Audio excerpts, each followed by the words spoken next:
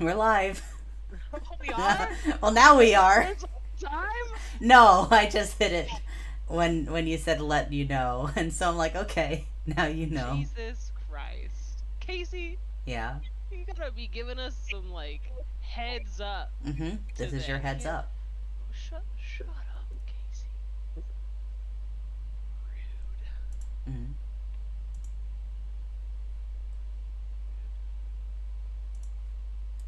Oh, it's fine.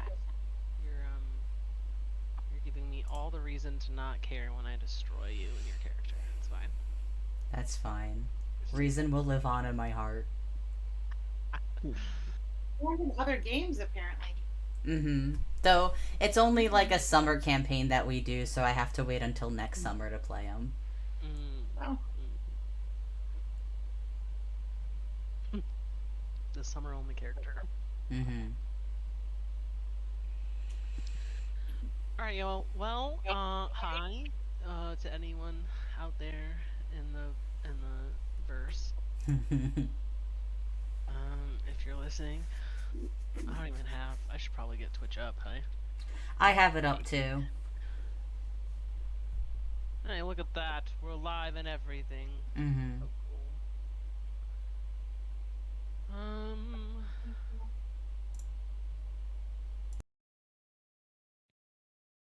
Weird since he is in this.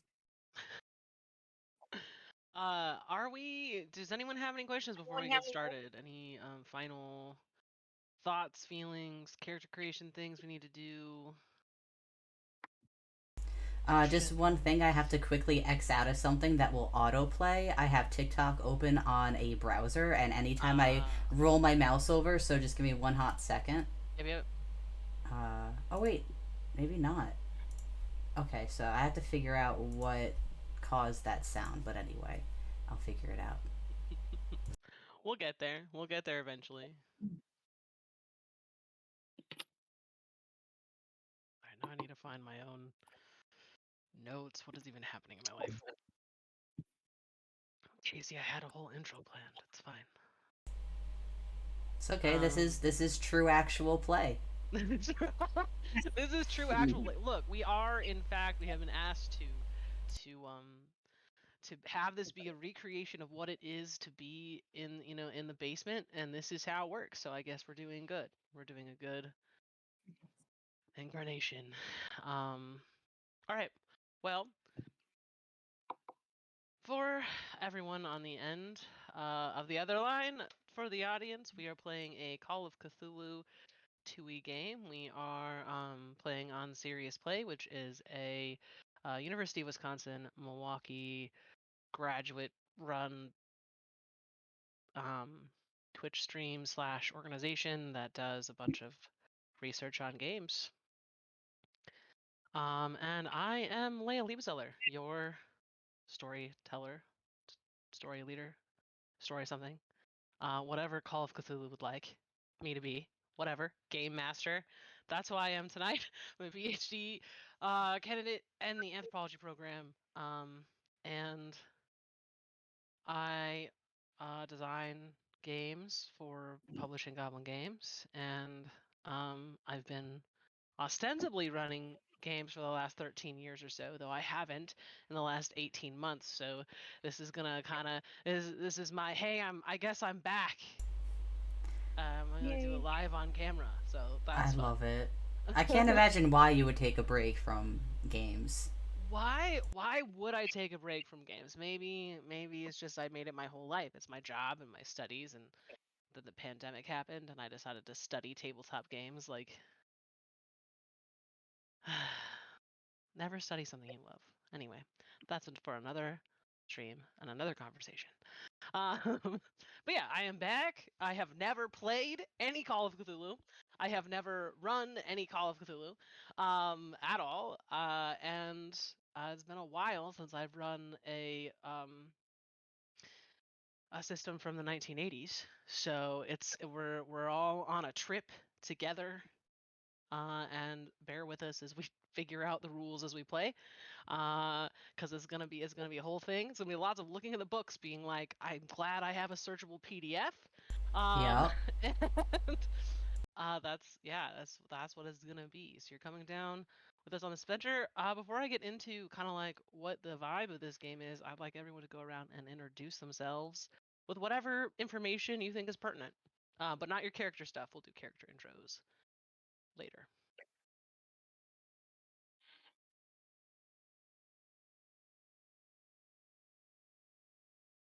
I believe in you. Well, but I'll go first, I guess. I'm Casey, and I am a PhD candidate at UWM. I in part study games, but I made it only part of my dissertation, not all of it, because I learned from Leia's mistakes. Uh, that is all. I'm Jennifer. I am an instructor, academic staff at UWM. Um, I game for fun, but also for business and also for studying, I guess. And maybe I should take a note from Leia's life and do less of that. But I game whenever I can. But life, teaching, job, um, small business, children, extremely needy dog. Um, it's not always easy to find the time, so I'm really excited to make a little space for this sort of mini game. Awesome. I'm Paul, and I also teach at UWM, and my PhD's in creative writing. So I did. I also made the mistake of studying what I love, and it just wasn't games. Um, so I'm really excited. I haven't played Cthulhu for a few years. I did play it a little bit in the '80s when this was first out. I'm aging myself there, um, and I'm super excited to see how it goes. Hey, what's up? My name's George. I am the odd one out here. I am not from Wisconsin, or not Wisconsin. Sorry, where's Milwaukee? It is Wisconsin, right? I feel like it It is is. in Wisconsin, yes. Anyways, not from there. Try the other side of the states over in Wyoming. I currently am just a special education para and bus driver for a small town out here with about 400 people. We literally have a school of 25 kids this year. So love that we're a K 8 school. I'm relatively new to tabletops as a whole. I've only been really seriously playing them for maybe 2 years now, maybe a little bit longer than that. Kind of off and on between then and there, but about the last 2 years, it's been pretty consistent, and I have Casey to blame for that. So I'm excited for this. I also have never been in part of like Call of Cthulhu. I've actually never really been a player in this kind of setting either, so I'm interested to get in there and see what happens. Yeah, I am a big fan of running horror games. So Hi, a go ahead big and run fan with of us. running horror games. I'm Casey.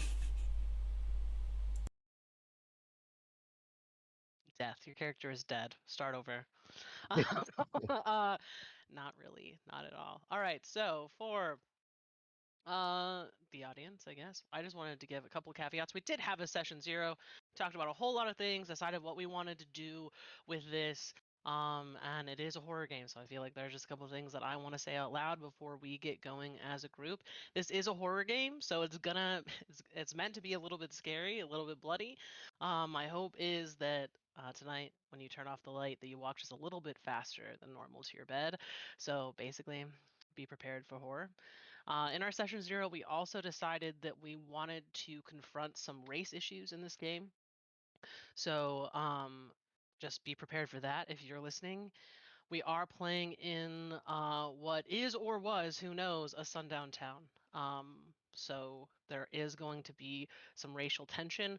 We're going to keep racial violence and a lot of the overt racism pretty veiled. So we're not going to be doing that live on camera because I don't know. I don't want to RP racists. That's just me. But the goal of the game is absolutely to take down some racists who fucked around and found out with Cthulhu. Um, so that's what we're doing. Um, and I am taking quite a bit of inspiration from Lovecraft Country, Them, and Midnight Mass. So if you want to check any of those things out, all phenomenal shows to watch. For safety tools, we are using green, yellow, red, which includes the X card, lines and veils, and script change. If anyone wants to know anything about those, I'm happy to answer in chat.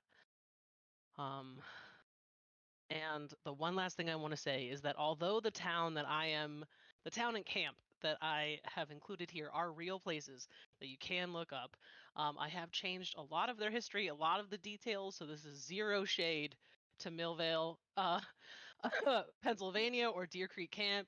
Y'all are amazing. Just pulling some interesting, fun things out of the woodwork to use for this.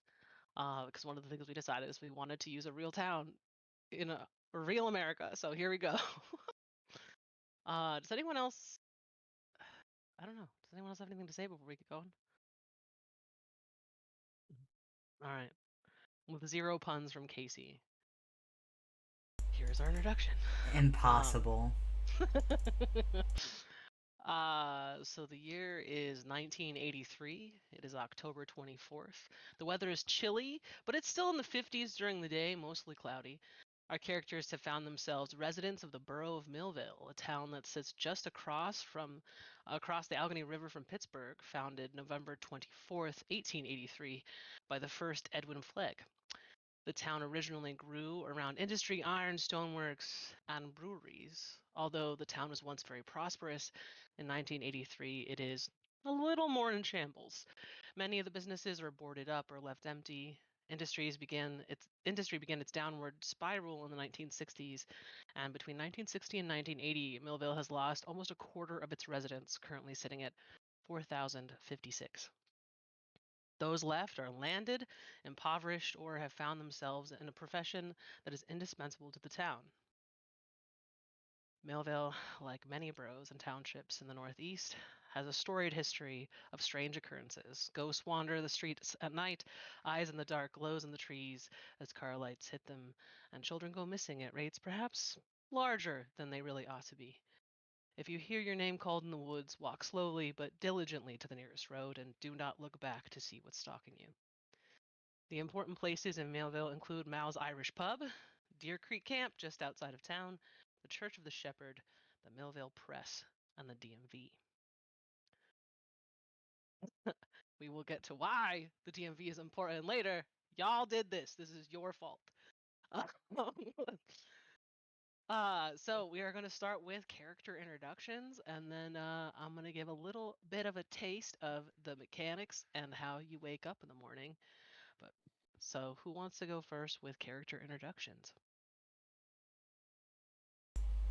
I say reverse order from people introductions. All right. Well, George, this is Yes. all you. Give us the Edward Dietz. Oh, this was a mistake to have me go first because I wasn't ready for this. It's okay. So, Just off the cuff. Let's do it. off Pharmacist. the cuff, we're just going to do this. Yeah, so name's Edward Newgate. He's a pretty traditional traveling pharmacist, maybe a physician of sorts. Pretty early in his age, about age 31 right now. He stands at a pretty standard stature of about 5'11, maybe 210 overall in terms of size. So pretty average looking dude, maybe a bit on the heavier side. For the most part, he likes to just walk around town in a pretty mundane clothes for the most part. A nice over jacket, maybe some nice black or brown trousers, some loafers from here and there.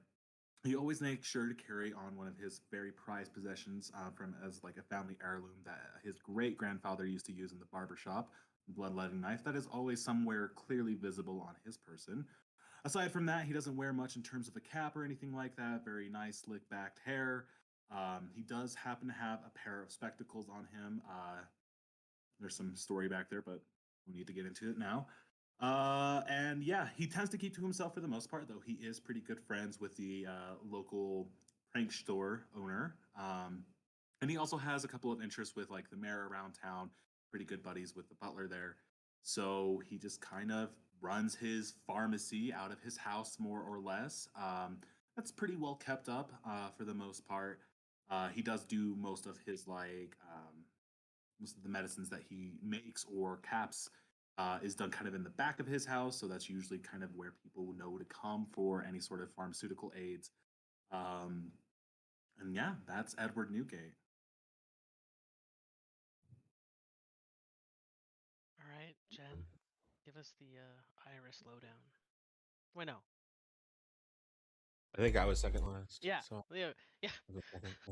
We are pretty interchangeable, but Paul, give yeah. us the deets on Yeah. Hank. Sure. So Hank Stewart is pushing 70. He keeps his hair long and gray, walks around town in a sweater, like a big sort of oversized gray Mister Rogers kind of thing. He's always walking with a cane and wearing really, really well worn hiking boots. Um, his parents were English and Scottish, but he never, ever, ever has any amount of accent at all. No Scottish accent will ever be coming out of him, except when he's really afraid, and then it just sort of pops out. But as long as he's in control of his faculties, he has no accent. He's a Navy man from back in World War II. Um, he spent some time on the Atlantic, and he went to school on the East Coast. Came back here though when his mom got sick, and he has lived here in this small town ever since. He's an author and has a sizable library in an old barn that is on his property. He converted his mom's old sculpture area, which was in the barn, to a library, and that's where he spends most of his time reading occult books and writing his latest. I want a barn converted into a library in real life. Just gonna make a note of that. Okay, so Iris Cooper is in her late 20s. Um, she was also raised in Millvale. I'm writing my own name down and keeping notes on myself. Um, she was raised there, went to high school there, went away to college. Um, as a young adult and even a child, she was very interested in the things that would whisper at people in the woods and the weird stuff going on around Millville. She had a little notebook and a little kid camera, and she would kind of sneak around town and try to figure out what was up. So I went to school and did a year studying psychology. Her best friend from high school stayed in town um, and then disappeared. And the cops kind of dismissed it because she was known to be something of a partier. And they're like, oh, she got drunk and like fell in the lake or something and dismissed the disappearance. But Iris came home to investigate and uncovered some very weird stuff and stayed in town. No one really believed that there was anything untoward about her best friend's death, but Iris is convinced and stayed in town to keep digging. She's very into finding out the truth about what's going on in Millville and what happened to her friend and what happened to the other people who seem to be disappearing from town. She rides a motorcycle. She's very, very proud of her black Doc Marten boots. She can be a little brusque sometimes and does not suffer fools very gladly. Her best friend right now is probably the raven, whose name I can't remember right now, but there's a bird that flies to her Janice. windowsill while she's thinking about cases and eats crumbs off the windowsill and sometimes leaves shiny presents for Iris in return. Does anyone remember the bird's name? Janice. Janet. What was it? Janet's the I bird. think Janice. Janice. I have it. It's here. The And Roman you know, goddess. Iris has a few. Yeah, Iris has a few human acquaintances as well. It just Janice is the least annoying person she knows. Love that. Reason is our last. Yes, he is. Reason is in his mid 40s. He's originally from a mining town in West Virginia. He is an Eagle Scout and high school dropout. He moved to, is it Millville? Mill? Or can. Yep. Okay. He moved here about 10 years ago, and he has been employed ever since by the scout camp here. And he lives in the woods, so he's, well groomed, but never quite clean, because who could ever be truly clean when you live in the woods? You can usually see him wearing, dirty hiking boots, cargo pants, a t-shirt in the summer, but in the colder months he'll have a jacket that probably he's had the same one since he left high school. He's got long. He's got the mullet. He's got dark hair and a 80s mullet. yeah, and like shaved sides too. He could put it in the wolf tail, but we're not ready for that yet. It's the '80s, so we're definitely mulleting it up. He's often seen whenever he is alone practicing with a very old slingshot, just plinking cans off a cut down tree stump to pass the time. He loves the outdoors and is a pretty laid back dude. All right. Well,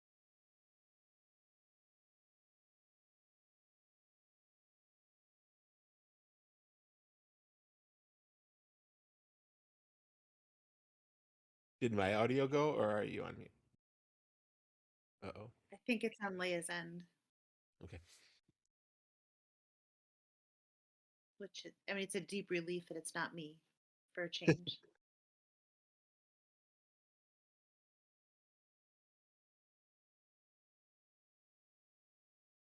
maybe? There we go. There you There are. we go. I don't know what's going on with my headset today. It's a whole thing. I think I need to replace it eventually, but whatever. So these are our 4 intrepid adventurers, investigators, as Call of Cthulhu would like us to believe. And we're gonna go on an adventure. We're gonna do about 4, maybe 5 sessions, depending on how long the story takes. So join us for the next few weeks. So I have an intro for everyone, and it's gonna be a good time. I think. I hope. So, Edward. Do you go by Edward or do you go by Eddie? Truth be told, either is okay. All right, Edward. You wake up as normal. You get up, you get in some stretching, you pour your vodka into your coffee, you light a cigarette, and pull out the newspaper, which is mostly drivel. I do have a question before I continue. What are you wearing right now? Like, do you get dressed before you have breakfast, or not? Mm, yes, no, Edward is absolutely going to like he does his stretches and then he like gets up and changes into his pair of clothes for the day, Mhm. or while the coffee's kind of brewing. Sure. All right. So yeah, great. You are fully dressed and reading the news. The news today are fire in the night. A burning cross was lit on the lawn of Mary Jane Colfelt, a local realtor. The second one was clean roots? Question mark. An act of service or return to racist roots. The old tree on Route 20, just up by the on the viewpoint up by the camp, was cleaned up last week after nearly 10 years of despair. The tree is reported to be over 100 years old, uh, planted well before the town was founded, and has a sordid history as a hanging tree, first for witches and then during our um, most bloody times in the 60s here in town. So was it a troop of Boy Scouts that cleaned it up and got all the graves near it cleaned out, or is it because someone moved to town? More news on the Jackson family later. And the final one is a new priest? Question mark. Several residents have seen a new priest this morning over at the Church of the Shepherd. Is the church finally going to be reopened? Question mark. And that's your news for the day, kids. Um,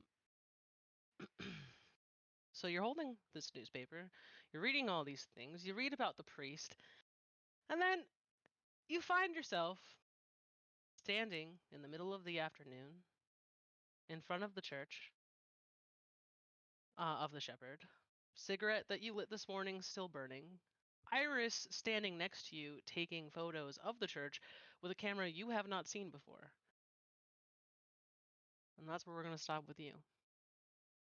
Reason, you wake up in the morning to the smell of a bonfire. You see smoke. And you see smoke of the viewpoint as you roll out of your tent. You assume it's just teenagers, though. Nothing super out of the normal. You shower and shave and stop by Treats for your black coffee and everything bagel with cream cheese, the same thing you get every day. And then maybe you go check out the viewpoint. Do you investigate? He needs to make sure that that fire is forest safe. So yeah. Mhm. All right, so you walk up to the viewpoint. For anyone who wants to, I will drop a link for players. Sorry, viewers. This is not for you. Um, to the camp map, just in case you wanna. There's a camp map, so you can see kind of where the viewpoint is. Um, it'll be probably useful to all of you eventually.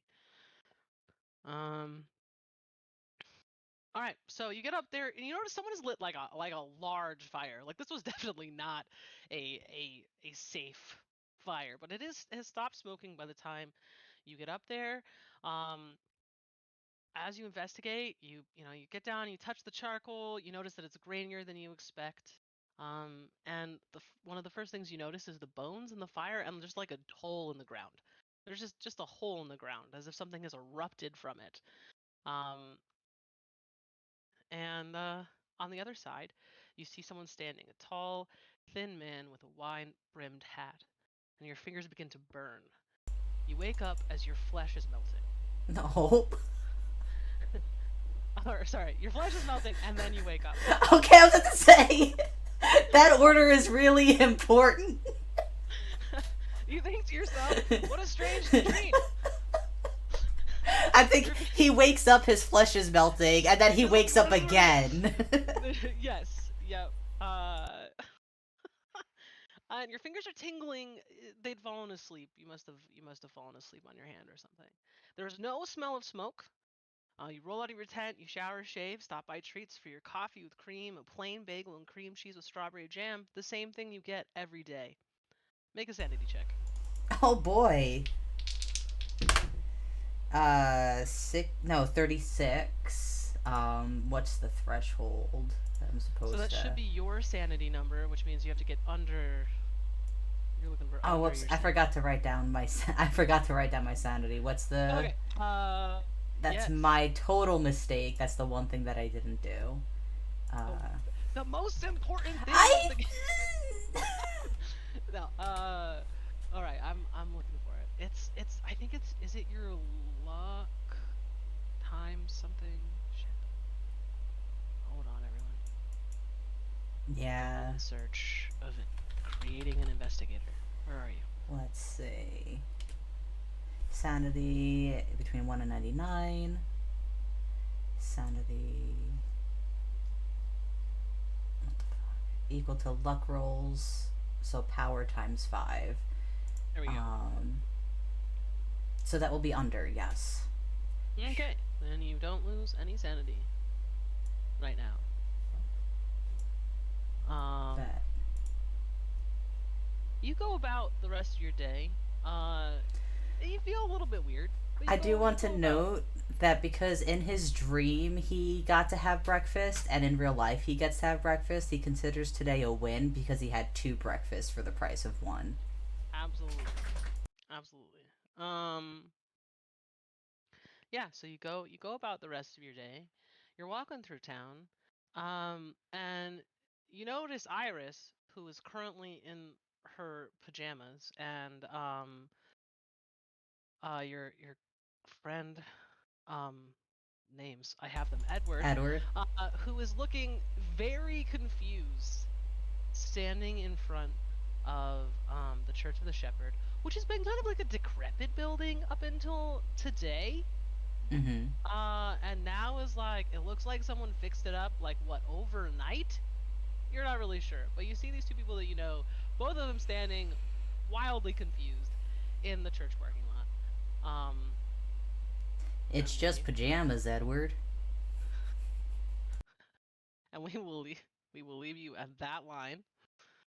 Hank, You've woken up at your normal time, 30 minutes before dawn, to a spell being cast. You can feel it in the air, like that prickling feeling of a extremely powerful spell being cast somewhere in your vicinity. In your window, you see a familiar sight. A friend, we'll call it. A friend you've called several times before. We'll leave it at that. Sure. So you can unveil things in the future. And you get up to your window, where it's literally prowling. Like you can kind of see it in front of your window. This time, though, you feel pretty shocked because instead of one, there are a dozen, like a flock of crows sitting across your property. Roll sanity.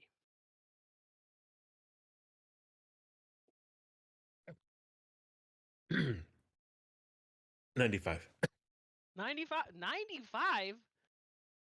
Cool beans. I have to go figure out sanity rolls now. Sorry. No. This is the point. This is the point. All right.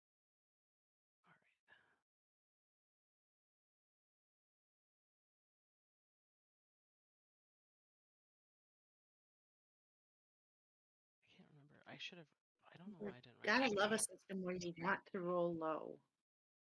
Yeah, you gotta roll under. Yeah. So for Right? those who Yeah. don't know anything about Yeah. Call of Cthulhu, you roll under everything, and when you don't, you get boned. Why? Why are you doing this to me? It'll be interesting to watch because Paul actually has notoriously good luck with the dice, which can be very upsetting when he's GMing. So Yeah. I'm curious to see if it will flip and like the universe will recognize that now he wants to roll low and the luck will continue, or if he will continue to roll high because the universe won't adjust for the new rules. And it looks like it's not going to adjust.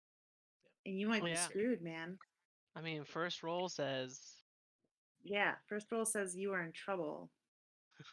I, on the other hand, will comfortably roll low for the rest of the evening because that's what I Just forever, just like do. you're gonna be fine. Okay, here we go. Sorry, everyone. All right. I believe it's 1d10 sanity. So, Correct? that 1d10, what's it called? Oh, I'm thinking of the likelihood of someone having to make a sanity check. Because like it says, like if you see if you see a corpse by surprise, the likelihood is 1d3, versus like if you just see maybe a ghost, the likelihood is 1d10 chances. But I confused that with whatever you're doing, Leia. So I think that you roll. So I'm looking at 23, 22, and 23. Uh, Failure to make a sanity roll always means that the character loses some sanity. The amount lost depends on the monster type or the situation as ruled by the keeper. Right. So you roll sanity, and then each. Yeah, if you lose 5 or more points in a single experience, you have terrible shock. So I would assume that something like this is a low level thing, given that 5 would kind of make you. Yeah. So it depends on the monster. Yeah. Every monster has its own thing. Yep. And correct me if I'm wrong, Paul, but this is a 1d10, isn't it? Or is it? Is it the monster that I normally the night gaunt? Yes. Yep. Yeah. Night gaunts, I believe, actually are. I'm bad at remembering this. I'm zooming. A 12. Oh no, it's a D3. Yeah, D3. D3. Ah. But if there are 12 of them, I mean, you get to decide. Huh. I mean, I'm not. You This is a thing that you see regularly, so we're not gonna make it any more for. I feel like because the rules don't actually give you any more, any more experience or whatever for killing multiple of a thing at the same time, that you also shouldn't get sanity loss for more than one thing when you see it at a time. I don't know. It is a D6 for sanity for the Nikon on 45. Okay. So All yeah, right. So you're taking 3 4. points of sanity loss. Oh, okay. I'm just fixing what I said earlier. It's not the D3, D6 isn't the chance, but the amount lost, which was the table that I confused on 24. Yeah. Yes. Yep. Yeah. So for a Nikon, if I fail the roll, which I failed, then I have to roll a D6 to see it. Okay. I Um, think you should roll it. I don't want to take that roll away from you. Yeah. Son of a 6. I'm not going to live past the introduction. You will. You have plenty of sanity. You're gonna be fine. I do have a lot. Uh, Very super sad. yeah. Okay. So that means that you took 5 or more. Yeah. Which means you do have to take. You have a terrible job. What a start, dude. What is look? This is what I was looking for.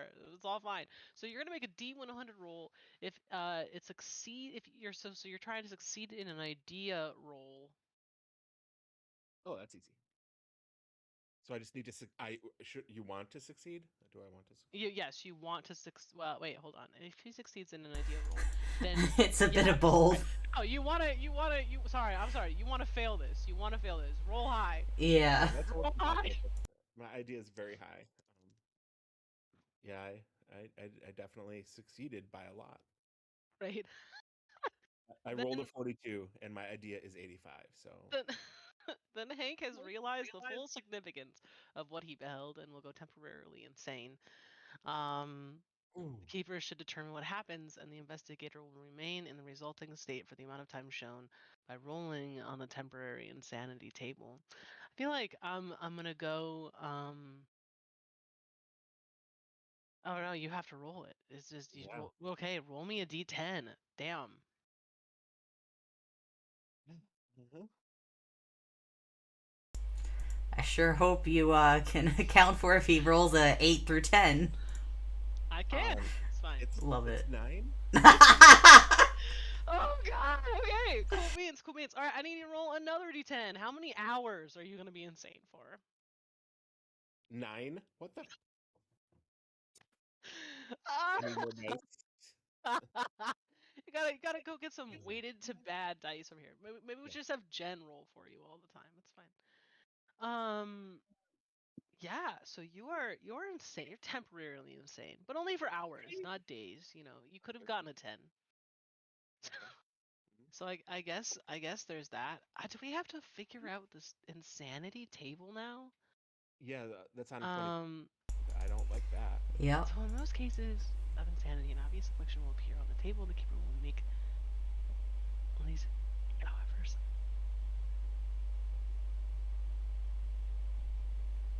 I think personally, based on his backstory, I think paranoia would be appropriate. I agree. You can go with paranoia. The character is positive that everyone is an enemy. Every comment or gesture is a threat. Victim, the victim will usually not broadcast this belief, but will develop elaborate secret schemes of protection and revenge. Do you not already have those?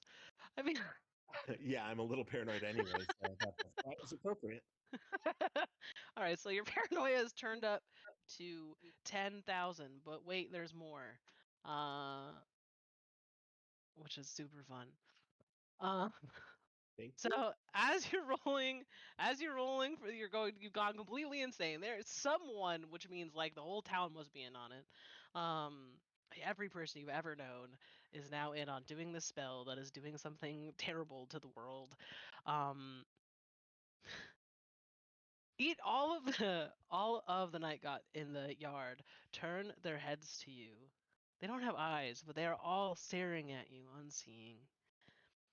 Something else. You hear a screech, and something else with bat-like wings, claws, and crow-like features hits your friend that was standing in the window from the sky, rending its guts to the ground, and just tears its head off.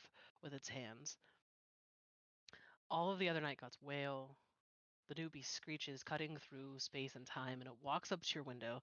Its claws scratches down on the glass, and scratches down on the glass, and you wake up half an hour before dawn. The scratches on your window remain. And you are just gonna be paranoid for 9 hours, which is funny because in about 9 hours, in the middle of the afternoon, you're gonna be meeting up with everyone else. Um, great. So, what does this paranoia look like for Hank? I guess we'll go with that. What does the paranoia look like for most of the day? Well, shuttering all the windows. I've got those old-fashioned, wooden shutters on the outside of the farmhouse. I'll go through. I will literally batten down the hatches, and then I will take my hunting shotgun off of my mantle. I will take my box of slugs with me. I will hole up in my bedroom. I will block the door, and I will be ready. All right. So you're chilling, being ready in your paranoia Yeah. with your shotgun. If anything Um, walks through that door, I will shoot it. awesome, great. Yes. So the day goes on. You're staring directly at the door for 9 hours, holding your shotgun, deciding that you are not tired. And that this is just how it's gonna be. Your stomach starts to rumble. You haven't made breakfast. You haven't eaten any food. Did you get dressed? No, if I woke up, I battened, I got my gun, which I don't know how to use really well. I have no extra points in that. And I, yeah, I'm there in my very nice wool pajamas, um, holding my shotgun. Okay. Yeah. So in the middle of the afternoon, the paranoia starts to dissolve. And you're left with the normal amount of paranoia that Hank lives with day to day. The sun is obviously still up. You can see it through the cracks in the windows. Um, and you just kind of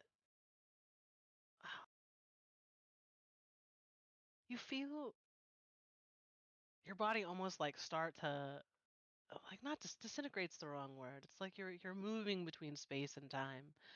And you find yourself sitting on the ground with your shotgun in your wool pajamas in front of the church, um, with people that you know standing in front of you looking the same amount of confused as you.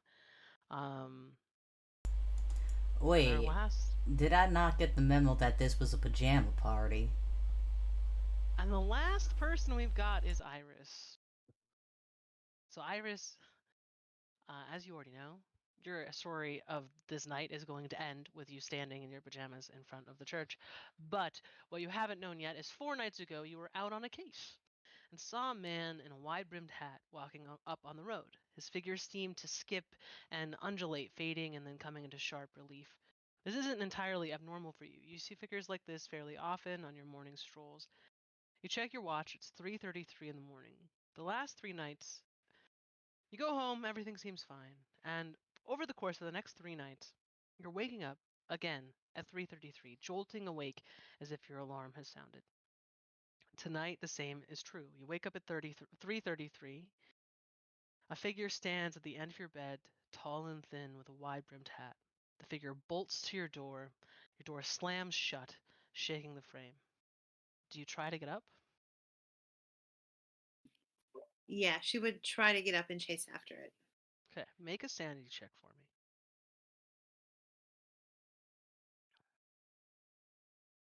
I suggest rolling low. 9. Everyone's rolling a 9. Just, this time it was good. Good Different, thing. yeah, yeah. Good job. Roll a 9. Yeah, so as you get up, the world feels really heavy as you attempt to give chase, but you are able to get up and chase this figure. Um, through the door, down your stairs, through, the bottom of your house, or the first floor of your house, which is your business, and out onto the street in your pajamas. And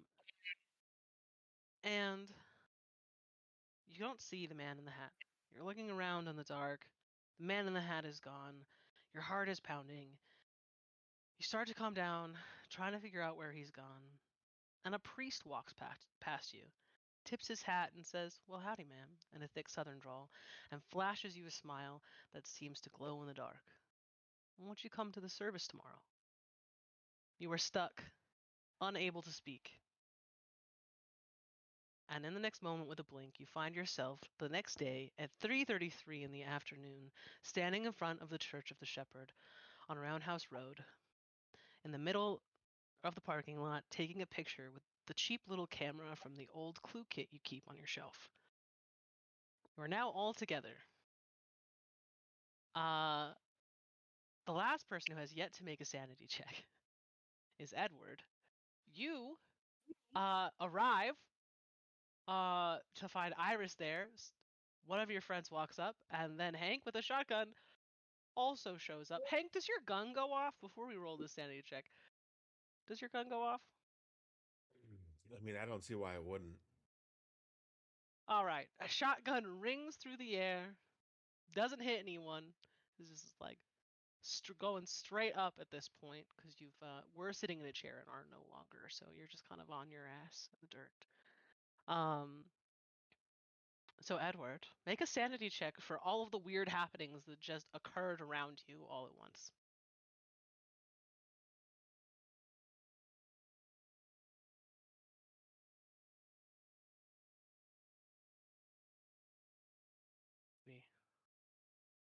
We have a George. So you want to roll under, is that correct? Yep, yep. You want to roll under. You're rolling a D100 and Cool. under your I sanity. rolled over. Yes. This is why we're here. Starting strong. All right. Let's go back to this here document that tells us how to do things.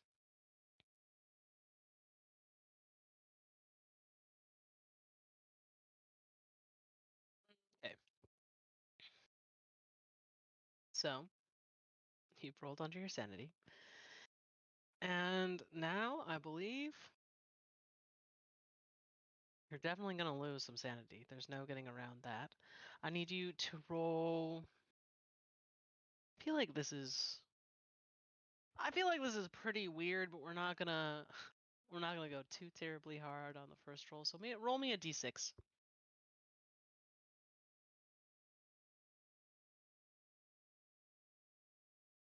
3 on the dice? 3 on the dice? Yup. All right, you lose 3 points from your sanity, and that's from the big number. So whatever you were just rolling against, that is how many you have lost. You don't have any temporary insanity. You just lose some sand. This does not lower your potential. So like if you were to gain sanity back, you can gain those 3 points back. So we're all aware. The ways to get sanity back are a little wild and they take a long time. But if y'all wanted to do that, we could do that. Good thing I'm a nature man. All right, so y'all are here. What do you do? Is Edward in pajamas? Edward is not in pajamas. Edward was fully dressed as stated at the top. Did get dressed before breakfast and the cigarette, so you two are fully dressed. The other two are in pajamas. Is there an event at the church, like a pajama party, friends?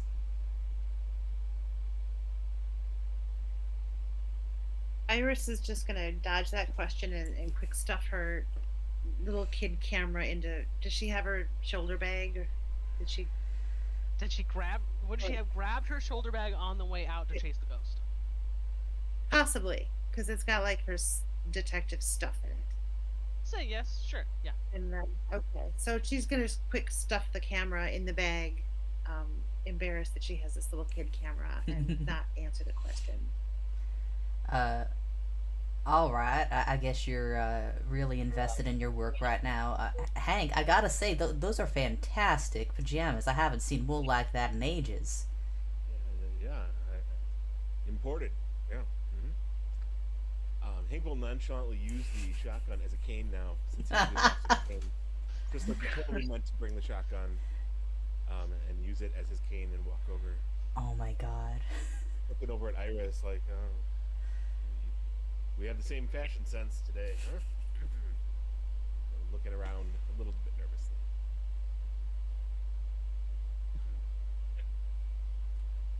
Hank, what are you doing here in your pajamas?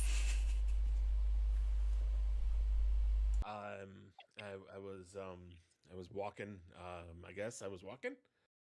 I usually go up and look for some mushrooms, but this is not the street where you find mushrooms. Which And then, mushrooms were you looking for? well, whatever I find, I mean, I eat pretty much anything.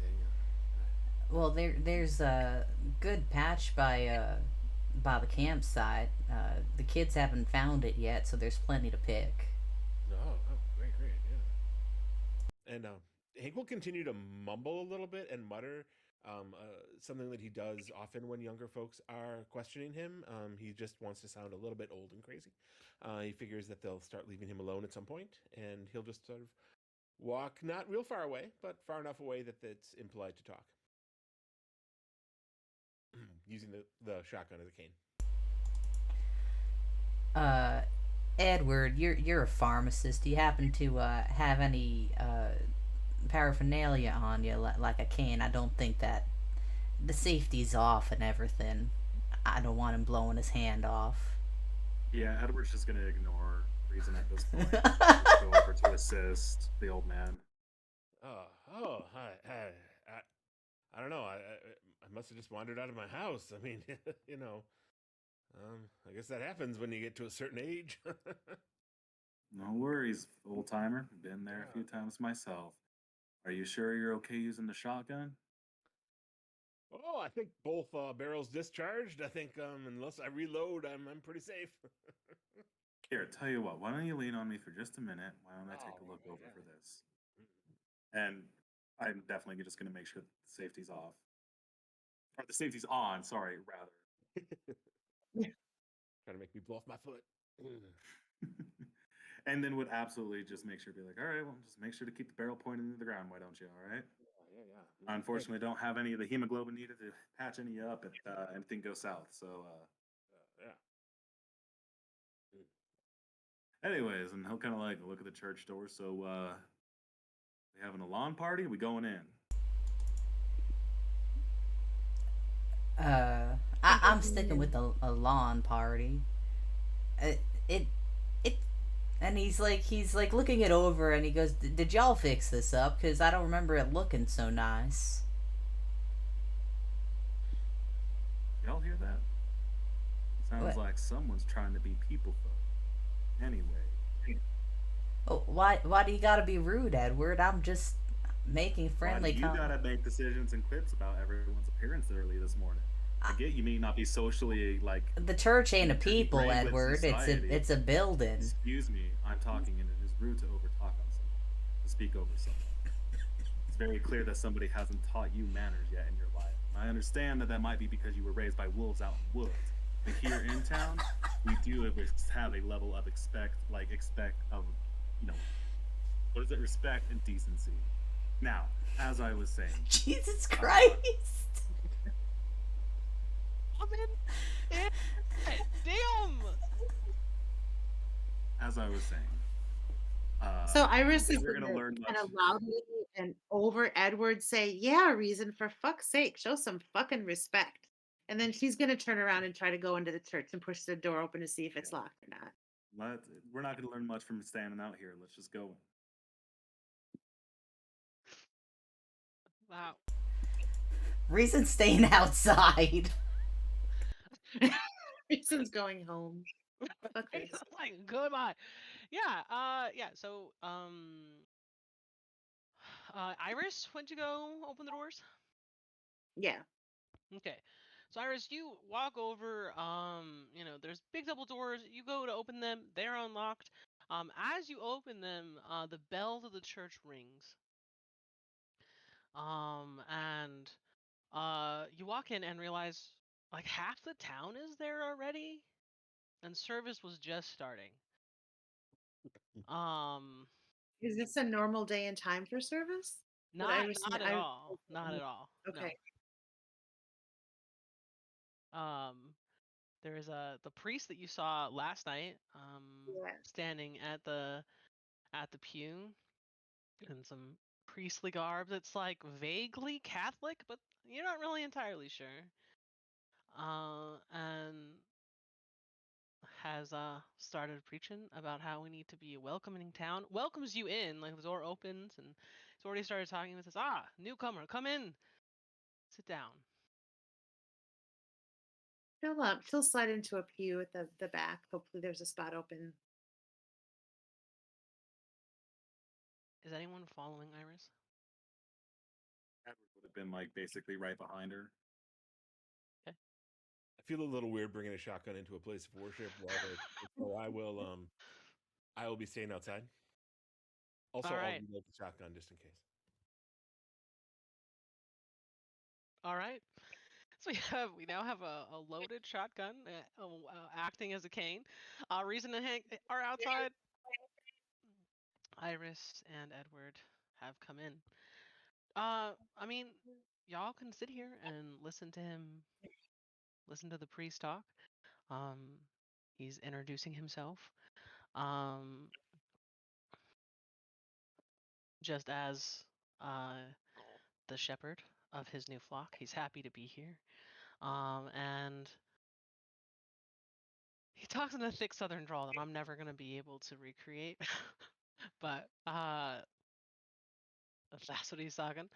He's from down south, he says, and he's here at the behest of the Flake family to, bring some new beliefs to town about just coming together Hmm. and being a community.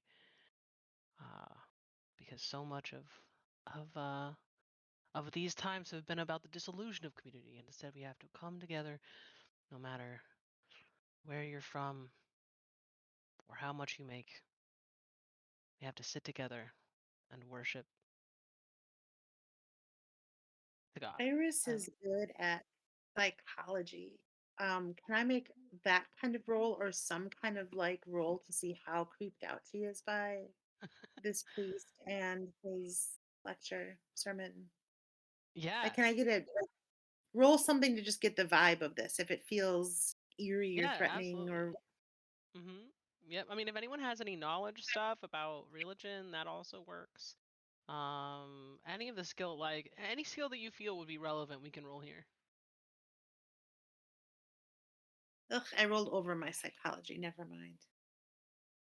Boo. Yeah, I mean, you're like, yeah, this makes sense. Like this is what religion should be about anyway, is about the coming together of people. Like doesn't need to be about divisiveness or all the things that you know, have been problematic in churches previously. Mhm.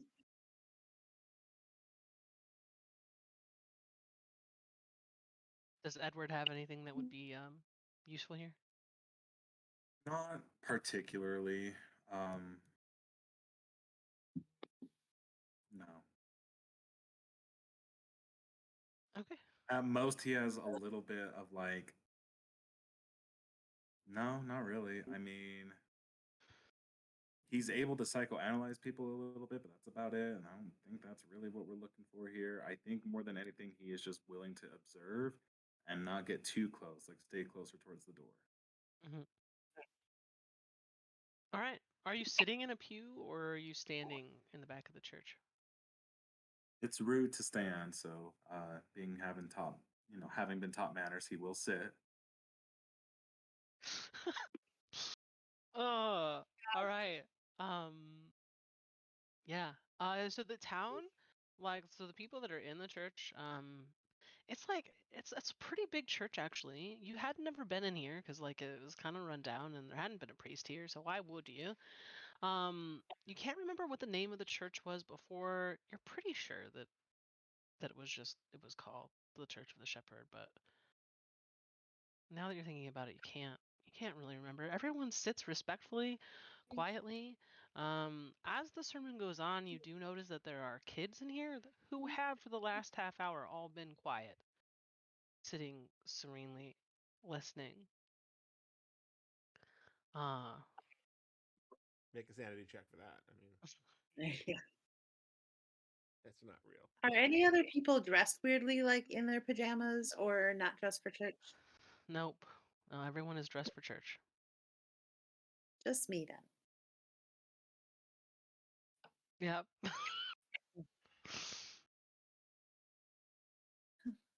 Iris will listen for maybe 20 minutes and then go back up. She's not going to stay for the whole thing. Okay. Does Edward stay for the whole thing?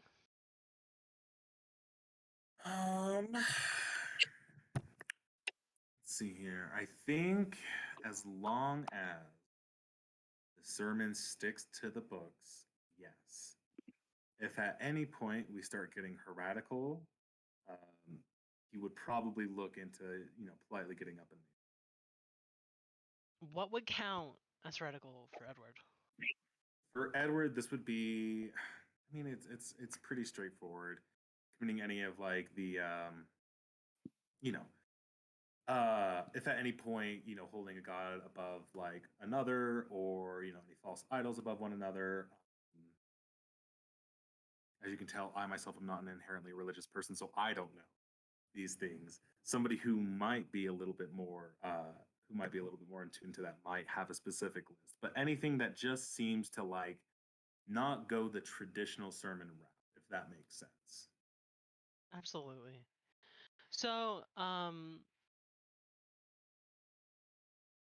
the sermon does seem to go like you would expect.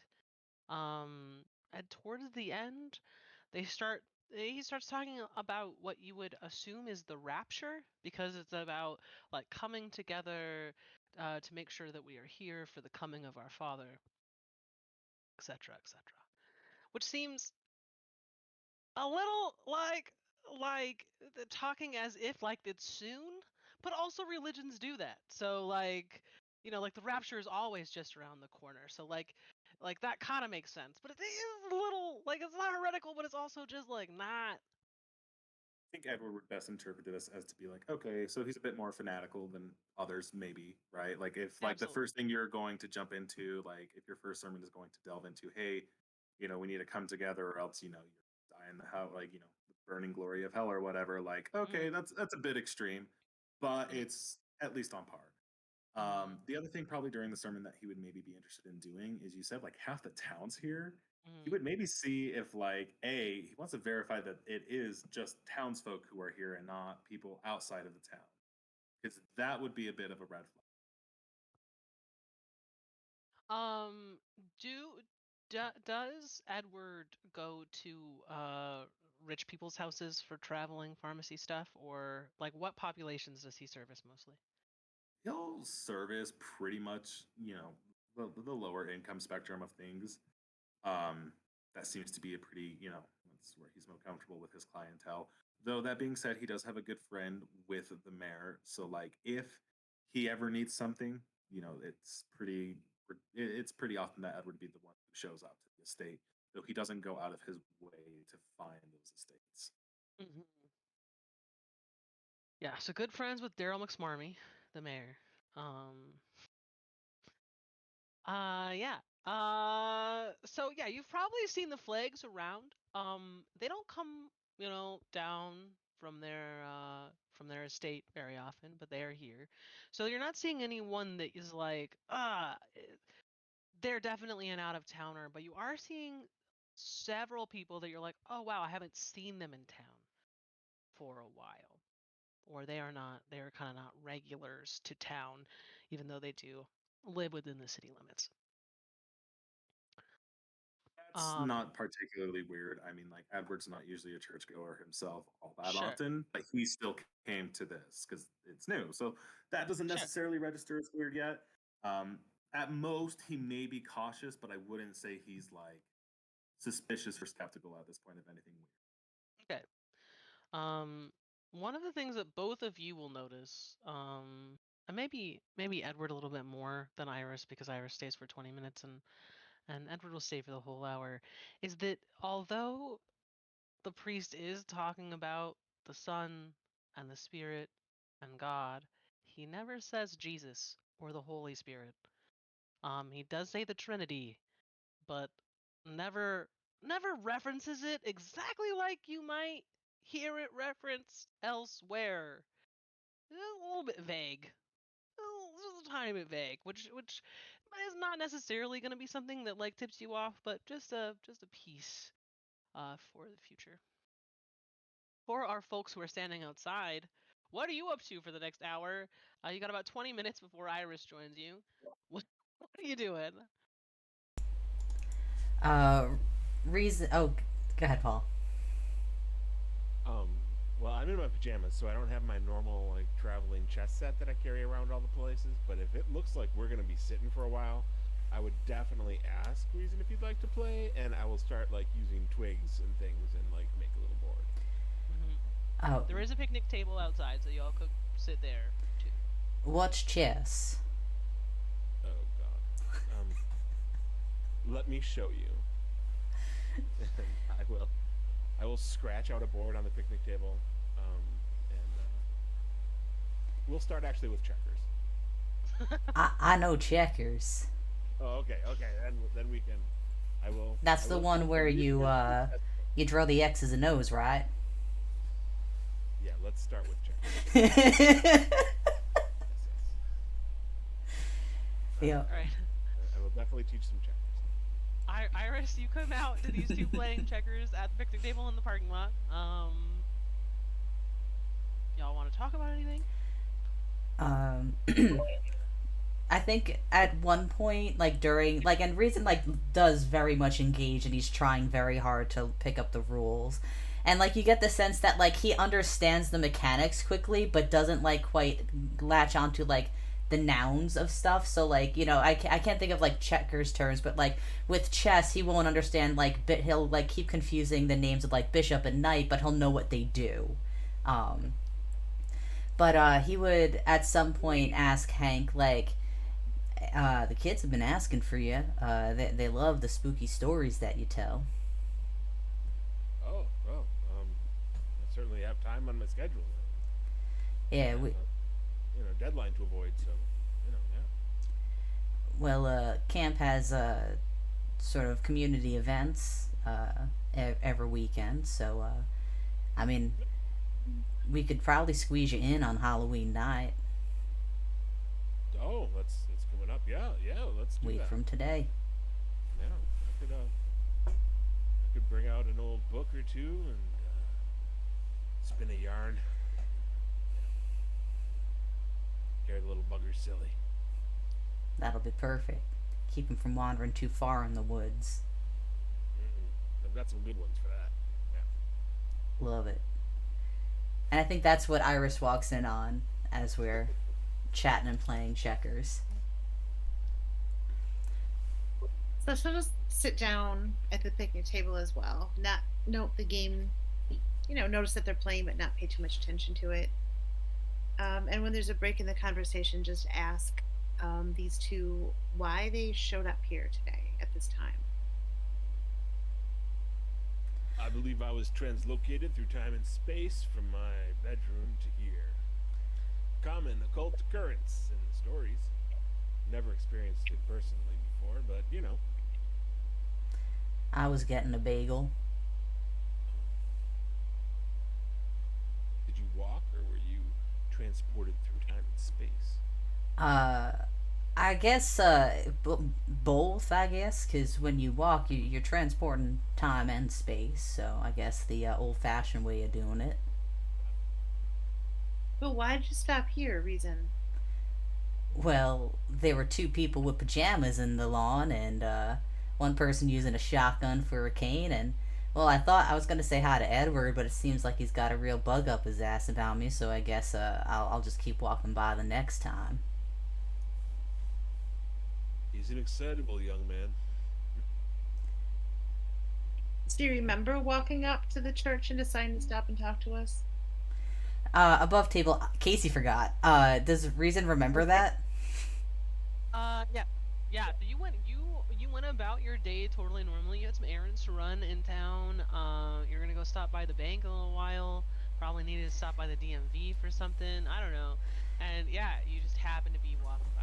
Yep. Yeah. So he would just say, "Yeah, I was running some errands. I gotta stop at the DMV. I gotta get a new license because I lost my old one, and I was thinking about taking the exam. I can't keep riding my scooter everywhere, so I think I need to start getting a proper car for myself." I mean, it's tough in winter. Yeah. And the camp wants me to stop borrowing their equipment, which is fair. Well, good luck. The last time I went to that DMV, because I lost my license, they said the best thing to bring to replace your license was your old license. And Hey, we went around for a good hour and a half on that. So good luck with you. yeah. Don't worry. And he looks like he's gonna say, "I've had to replace my license before."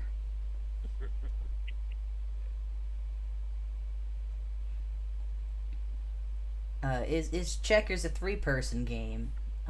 Can we get something that Iris can play with No. us? I'm okay to just chill. Thanks, so reason. All right. I'm Uh, gonna walk around the church. I'll be right back. all right. And Iris is restless, so she's gonna go poke around like behind the church. Is everything just all cleaned up and fixed up? Was there a Yeah. graveyard in the back? No, the church does not have a graveyard. But yeah, everything is fixed up. All the weeds were taken care of. Looks like there was a new paint job, but the paint's dry. Um, yeah, I mean it the broken steeples all fixed up. It's pretty big too. It takes you a little while to get all the way around it. There's just the one parking lot. The concrete's still a little wonky, but all the weeds and stuff got pulled. Um, She'll yeah, take a couple pictures with her, big girl camera out of her bag. sure. Otherwise, yeah, just walk around, take some pictures, and head back to the picnic table. Mm, all right. As Iris returns, like Hank will be like, "So did you walk here, or did you also get translocated through time and space?" Hank, I believe I was translocated through time and space. Holy shit! Nobody ever believes me when I say something like that. Excellent. So, what thing are you investigating now, Iris? I believe reason what I'm investigating is how I got transported through time and space to come to this church today in my pajamas when I have no memory of coming here. I already have the answer. And He leans in real close. Magic. I was gonna say booze, but sometimes it's the same thing. Oh, yeah. Yeah, the booze can be magical, can it? um, I know Transformative. what a hangover. I know what a hangover feels like. Reason, and that is not how I am feeling today. Uh, Perhaps you tried some. Did you try any experimental drugs last night? I know the kids like to partake in the marijuana. I did not partake of any marijuana last, unless I partook in so much marijuana that I don't remember it. We just have so Fair. many useful things floating around right now. You know what? I'm going to write some of this down because this is so helpful. So Iris is going to be like, marijuana translocated through time and space into her notebook. And then just draw a line through each of those things. You missed Are- the underline a little bit. I did. Oh my god. Are you feeling all right, Iris? I know that sometimes when I got a lot on my mind, I'll start walking around and suddenly it's 3 hours later.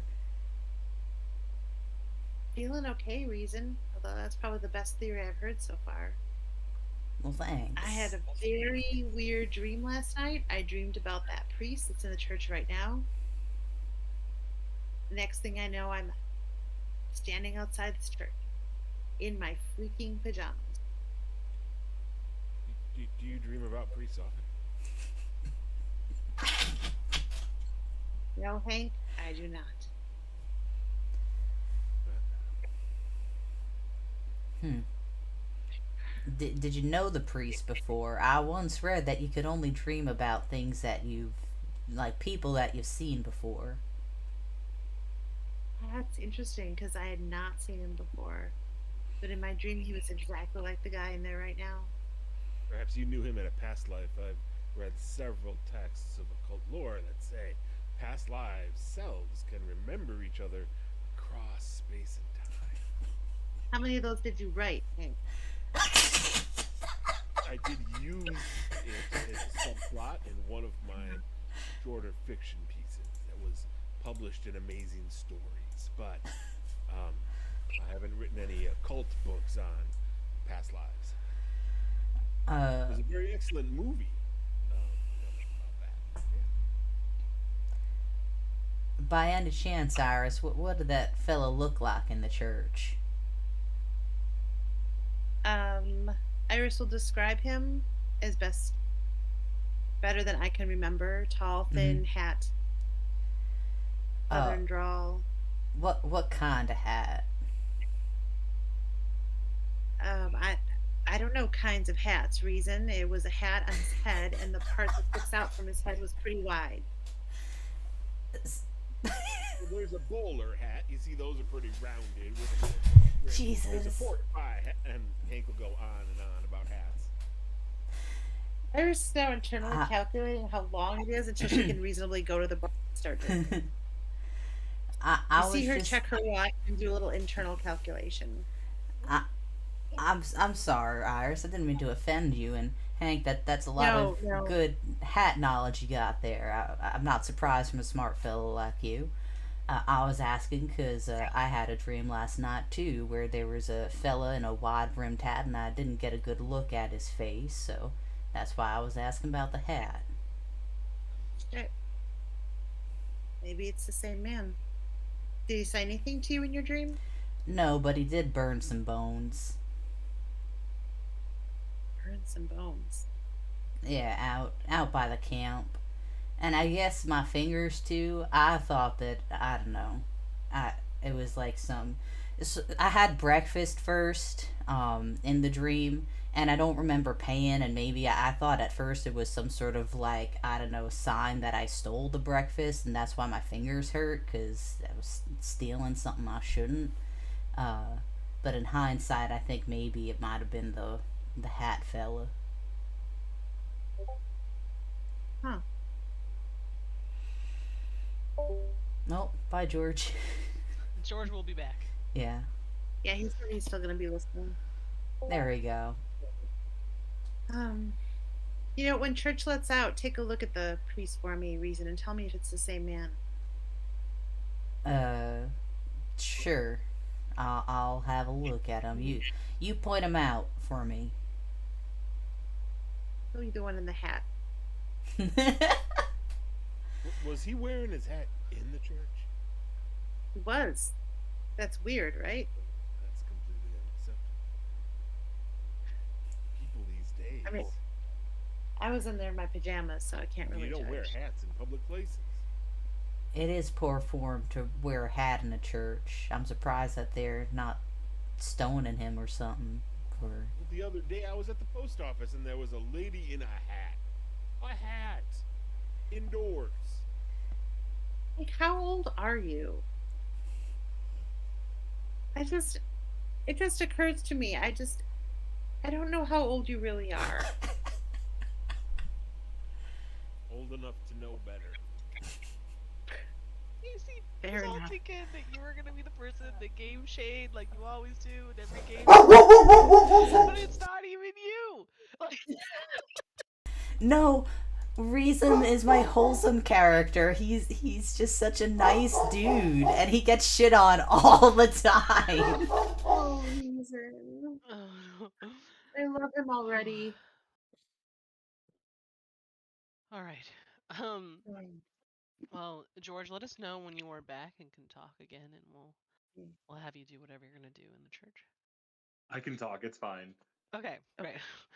Um, all right, so church is the sermon is coming to an end. Church is gonna let out. They the one and only time they have sung um is at the very end. They stand up to do a hymn. It's not a hymn that you've heard before, but I don't know. It sounds fine. Hold on. It And is a hymn that I haven't heard before. yep, False.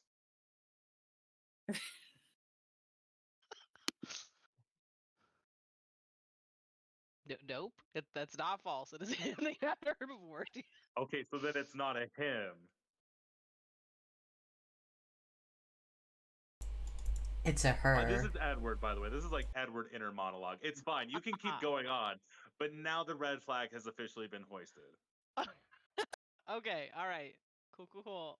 Yeah, and everyone stands up, sings this hymn about the coming of the Lord, and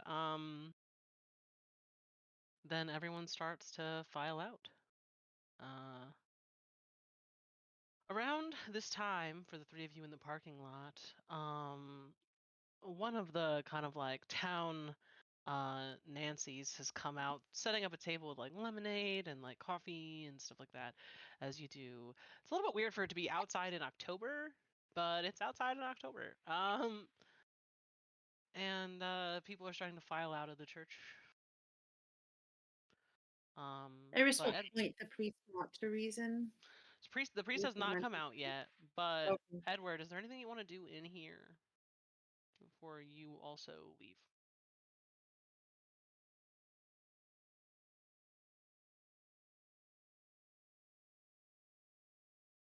I'm so sorry. Is there anything else that Edward would want to do in the church before he leaves? Is the priest still inside the building? Yeah, the priest looks like he's gonna come out last. So yeah, so Maybe he's Edward still will there. stick around until everyone else files out and maybe see if he can't walk out with the priest. Sure. Yeah, so the priest still is like cleaning some stuff up. Doesn't have any altar boys, but also this is kind of the first day, so it kind of would make sense that maybe they haven't like brought anyone in to do that kind of stuff. So starts cleaning up at the pew, putting everything away, and then walks down and passes you and says, "Ah, Edward, my boy, what can I do for you?" Internal note, don't like the fact that he knows my name. Uh, outward thought, and be like, oh, well, not much, Pastor. I don't believe I caught your name. "Ah, I just go by the shepherd." Oh, the shepherd. That's quite iconic, Kind of like the son and the son of the Lord Jesus Christ, no? Hmm. Our Father who art in heaven, truly, truly good. I have to say, I haven't seen anyone bold enough to claim his name before. Oh, well, priests are often called the shepherds of their flock. It was a moniker I picked up down south, and I figured just bring it with me when I come up here.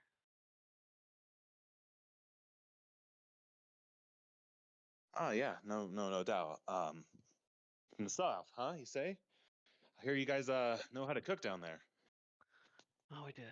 Some good cornbread. Can't beat it. Can't find it up here. Haven't had a chance yet. Can't make chili either. Y'all don't put beans in your chili, and I don't know what's wrong with y'all, but it's fine. We'll teach you the I right way. can't believe you put beans in your chili, but fair enough. You wouldn't happen to have some of that cornbread out there, would you? Oh, well, I'll be making it next week. I just got into town last night, so haven't had a chance to set up the kitchen yet, but No we will worries, get. Yeah, no worries, no worries. What home did you end up taking up? There's quite a few vacant houses around town. I didn't happen to see you move in. Which one did you pick up? Oh, I'm just staying in the church for now while we get it all fixed up. It was pretty in shambles when I got here, so we're just taking our time with it. Put a little rack in the back. Well, absolutely, Pastor, absolutely. I'll have to say, your little spiel on the second coming, that was some powerful stuff, huh? Day of Judgment and all. Thank you, thank you. Yeah, it's right around the corner. Oh well, I've been hearing that story for about as old as I have been, but I believe you. I believe you. Times are definitely changing, huh? Mm. Shall we walk out? I hear there's coffee and lemonade. It sounds like a perfect idea to me. I'd gladly join you out there. In fact, I think I have some friends who'd like to meet you too. Oh, phenomenal. Great. And yeah, and the priest will walk out. Hat still on the whole time. Um, yeah, definitely a wide brimmed hat. Kind of weird for a priest, actually, but that's all right. Oh, George, just leaving us and coming back, giving us heart attacks. That's fine. Yeah. So the priest walks out with George. They're talking about something. And George brings him over to George. George. When Sorry. did George get into town? Edward. Well, George, you were teleported through space and time to 1983. God, Hope that you're sounds down for awful. that. That was before we had good AC. That sounds awful. It's October, so the outside is your AC. You're not. But yeah, no, Edward would probably just be doing some small talk along the way, seeing about maybe if I can't poke and prod a little bit more about his philosophies, which I imagine are pretty well easily masked as just like your standard pastor teachings and stuff, and be like, well, Mm, Pastor, let me introduce you to some folks here around town. We only got, I'll point to Iris and be like, well, I often forget what she does, but she's real important. She's good face of the town, and down here we've got ourselves Mr. Fuck. What is this guy's? He wouldn't forget Hank. Hank. Paul's name. Hank. Thank you. And right here we've got the probably one of the most studious and most keen-eyed of us all, Mr. Hank here. He's one of the town's local journalists and storytellers. You ever want your message out there, he's the person to talk to. And oh yeah, we've got this guy too. He kind of just rolls in from time to time. Kind of helps with the camp every once in a while, but one more of those wild folks. Though I don't think I know his name either. Oh, reason I hear that you are such a help out there at the camp, actually. Just keeping everything all tight and clean.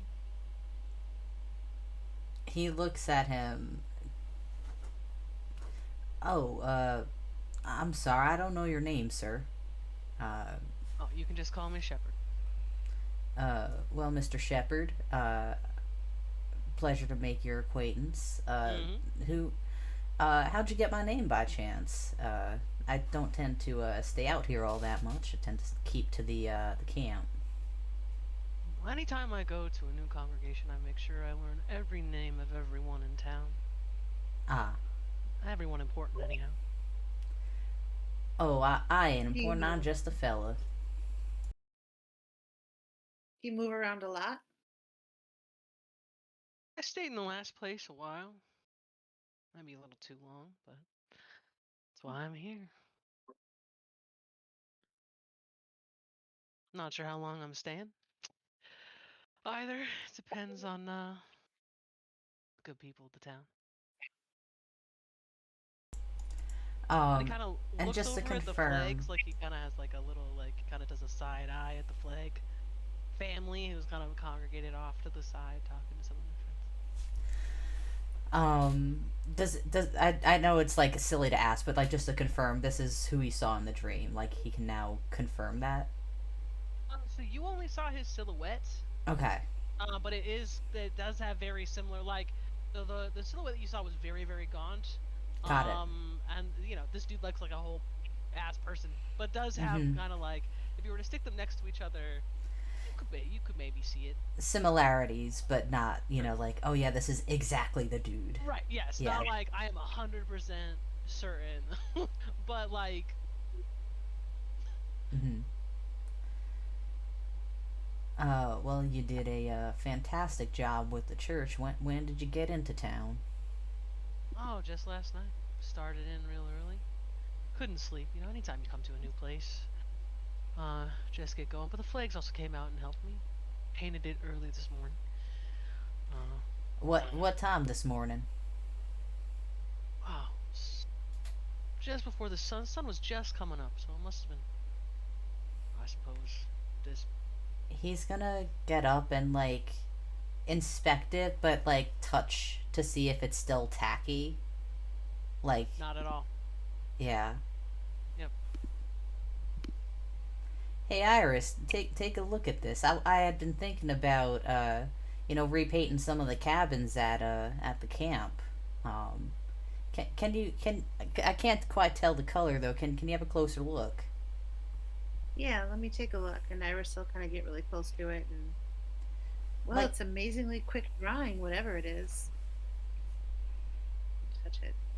yeah, he knows she's the investigator, so he's like, Yeah. I know you know better than I do, so come here. Thanks, Scoob. Yeah. I mean, yeah, the paint is dry, the weeds are off. How did you? Oh, the Flake family's got just so many children. Um, Mr. Flake, come on over here. Meet these fine people. They're looking to uh maybe paint some buildings out by the camp, with the same color. Um, Yeah, all I need is the brand and the color name of it. If you wouldn't mind sharing that, got to get it approved with the bosses and all that. so Mr. Flake comes over. He's in a like sharp, like white suit, spectacles. Has his hat off, perfectly coiffed blonde hair. Um, kind of like a almost like ratish features. And he looks at you all and looks reason you up and down, and he says, "Oh, trust me, you couldn't afford it, but maybe we Oh, can donate some to the camp this year." well, that would be fantastic. Whatever you could donate, we'll be happy to take.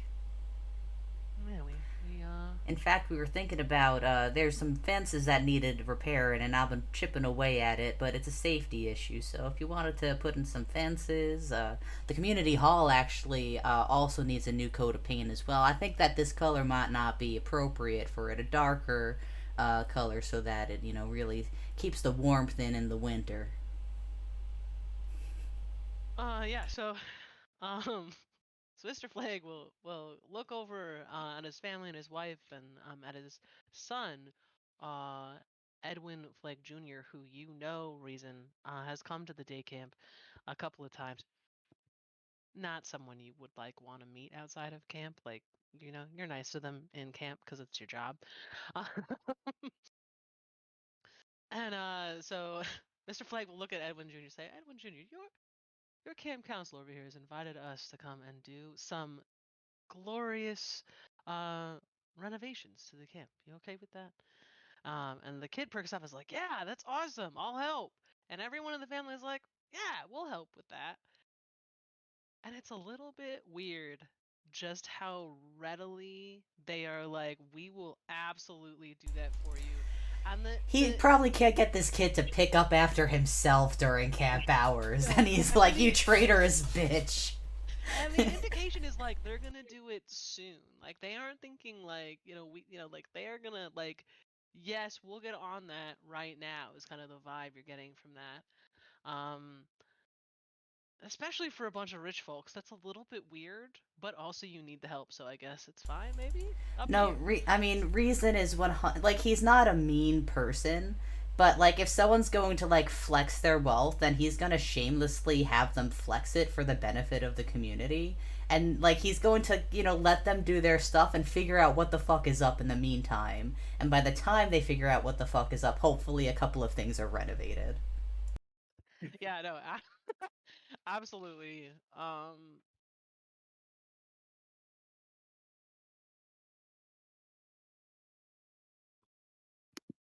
right, I want to make sure I actually take notes.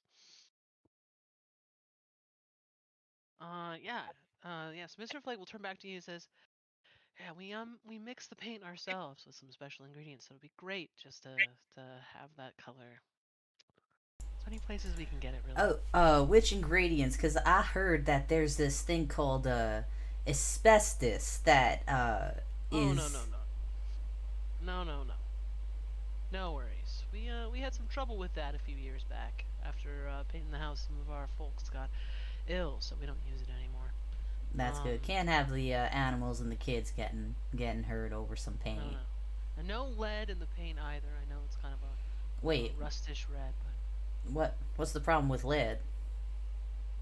oh, didn't you hear? That's why we don't have leaded gasoline anymore. Terrible for the youth.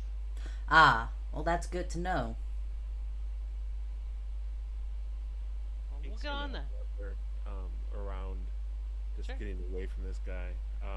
He's also gonna check the ground for any claw marks or any strange signs on the grass, wondering if a night gaunt like happened to be around here that last night, if that dream or anything was close to real, and this place is kind of freaking him out. So he's gonna look around for signs of claw marks on the nearby trees or on the ground around the church. Sure. You wanna do you have a cult? Haha, it's my best thing. Perfect. And because this is something you're familiar with, I feel like just add 10%, because like this is like something you do a lot. It's already 99. Oh, don't roll 47. 100. Yeah. It's already 99. Hot shit. All right. So, there aren't any night gaunt um around, but last night in your dream there was that other creature with the crow-like face and the talons. And you are seeing like big talon marks in various places. Particularly kind of in or on, like in the tree branches or on the trees kind of that are surrounding um the church. They all look very very similar, so you're thinking it's probably the same like one. um Yeah. but yeah, definitely that thing was here.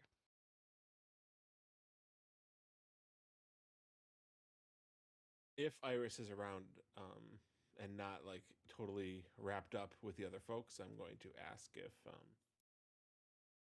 she could take a look at some of those claw marks. I won't say they're like from a some sort of occult evil creature, but I will point them out to her and her Mhm. camera. Yeah, Iris will take some pictures of those too and just kind of see if there's anything left in the scratches, like something conveniently like left a nail behind or a piece of talon or something, or if they're bloody. I don't know. It's called Cthulhu. Mhm. Yeah, so give me, I guess, a photography roll. Okay.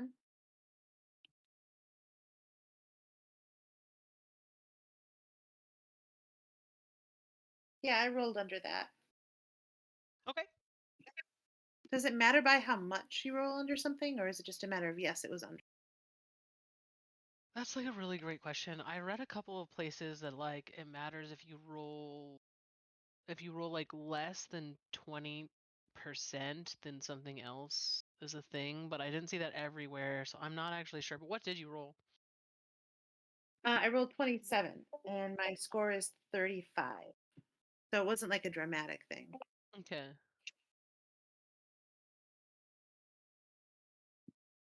That will matter when you develop these photos. So I'm make note of it, but also if you make note of it, then maybe one of us will remember. One of us will Um, remember.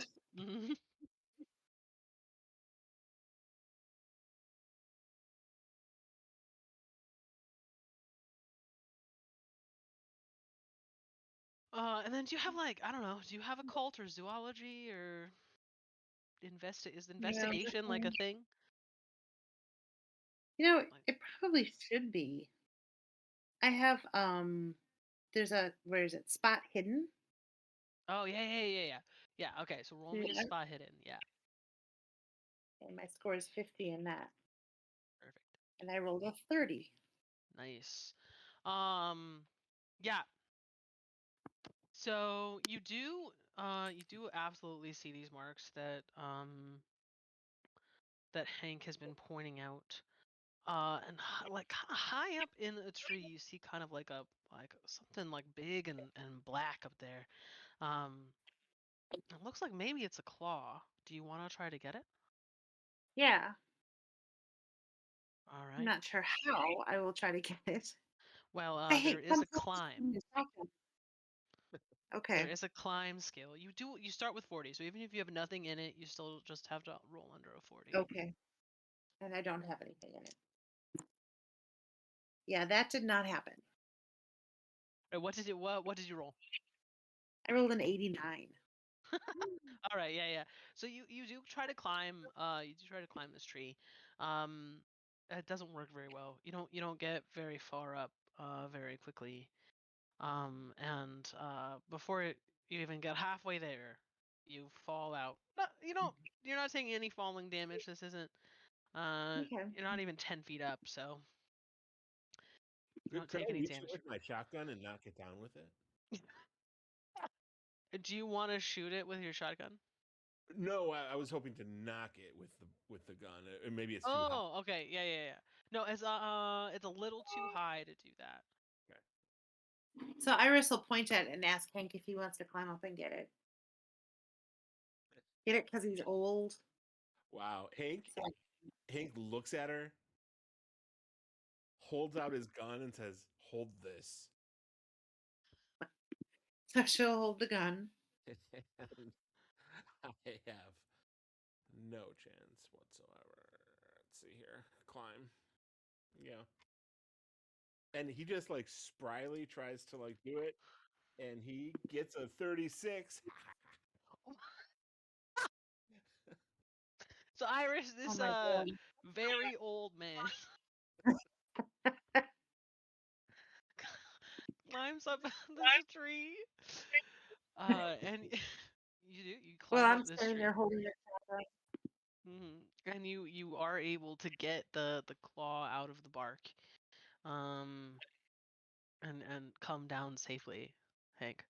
Yeah, I will actually not touch it with my skin. I will like sort of suck my hand into my sleeve of my wool pajamas and pull it Solid. out that way. I'm not dumb Yeah. enough to touch a Great. thing, you know.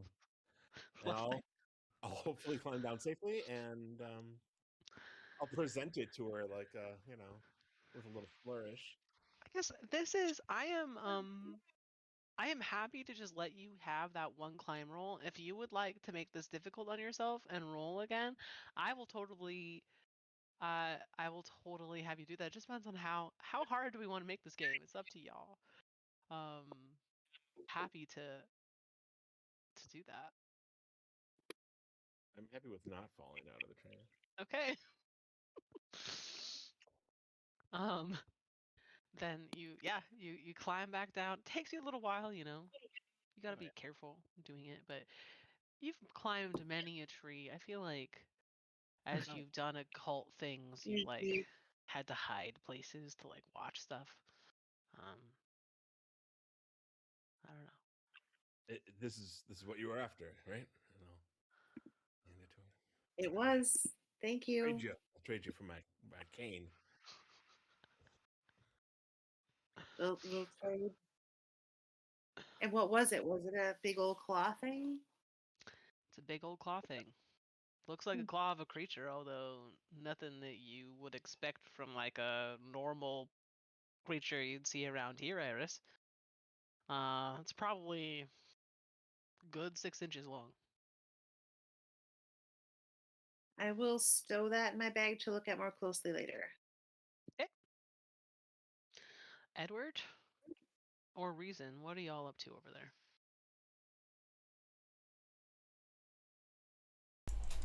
I mean, Reason 100% is trying to work out the logistics of this. You know, he's just a worker in the camp, so he's just getting the details on when they want to come by, what they're looking to do, anything that, like, also trying to suss out if he needs to figure out permit situations. He is going to the DMV later, so I imagine, like, whatever permit place is, you know, is sort of in the same area as the DMV, so he's just 100% being dummy thorough. Absolutely. I mean, this is 1983, so are there permits? I'm not sure. Yeah. I don't think so. This is like small town-ish Mhm. America, like, and on top of that, Pittsburgh. So I feel like there are no laws and you do what you want. I don't know. Well, so Gross Bill, generalizations of I was the about to East Coast right now. say, I was about to say, having grown up in the East Coast, yes, there were permits in the '80s, but I imagine in a small town, like they don't give a shit as much, you know, as New York City. So, but also, what was the thing I was gonna say? You know, he's just a worker there. He's not like the boss, and you know, he kind of is like the groundskeeper in a way. So he does have some authority, but he's not the sole authority for that stuff. Hmm. Yeah, no, I mean, yeah, Mr. Flake will go through with you. Eventually, it gets too tedious, and he will just kind of wave you off. He's used to that. Um, but yeah, we'll give you all the deets. They're like, we'll come today. And then I guess I got to get on the rest of my errands real quick. Then I I Um, don't think my walkie-talkie goes out that far. He like does a type of thing just to see if he could get in touch with the other people at camp, and I imagine no. no, you don't have like a ham radio going on. It's not like a portable ham radio. So No. you're No. like, yeah, yes, you. I mean, it does reach pretty far, but not all the way into town. Yeah. So I think what Reason would do is he would go find Iris, let her know that the family's coming to the campsite. He's got other errands to do. And he's essentially going like, they're going to be here sometime today. I'm going to be there too. I'm going to finish these errands as quickly as possible so we can meet up at the campsite type of thing. All right, so y'all Perfect want to meet up at the season. campsite? All right, just is Edward doing anything, George? I don't like the most thing he'd probably be willing to do at this point is maybe go talk to the mayor, might see why he might be here today, but that's about it. Yeah, absolutely. He just might ask some people, maybe some regulars of his. He just people who he wouldn't expect to be here. Maybe go ask them. Just be like, "Oh, what brings you out today? What do you think of the new guy? Blah blah blah blah blah." Just do some information gathering in general. He's a little Sure. curious person. I'm like trying to see if there's like any rules for like social interaction, or if you just do it, which I'd be fine with. I don't know if you want to roll a fast talk, you could roll a fast talk. Um, Can't do fast talking. Is there any way I could just do speaking? oh yeah, absolutely. Still not great, but it's at least worth something. Oh, you know what? I actually made it. That's a 12, and I have a 15. Nice. Yeah, so as you go around talking to everyone, people seem to be pretty chatty. They're like totally willing to tell you all about why they're here today. Do you want to do the RP of it, or do you want me to just like run down? No, we can role play it through if you'd like. That's fine. Okay. Yeah, so you go to talk to the mayor who was just like excitedly speaking to someone about like the sermon that they just heard. How do you approach? Yeah, so he would definitely wait until a pretty reasonable time to kind of like cut in a little bit. Sure. Make sure the conversation that he's talking with is first, and he would just God, what's this guy's name again? Jeez, I forget. Hold on. Uh, Uh, is Daryl. it Daryl? Dale Dale. McSmarmy. Dale mix. And he'll just be like, "Well, if it isn't the old Dale McSwarmy, how you doing, old friend, old timer?" And he'll kind of like, reach out a hand. This is very funny because y'all labeled him as very young, the youngest mayor ever. So Yes. No, he says that as a joke, ironically. okay. Cool. All right. Eddie. Did you go to this sermon? What did you think of it? I have to know. It was amazing. Well, you Can't say anything bad who about it. Perfect. who would I be if I didn't show up to something new like this? And I have to say, Exactly. very impactful, very impactful. Hey, did Walter happen to make it down here by chance?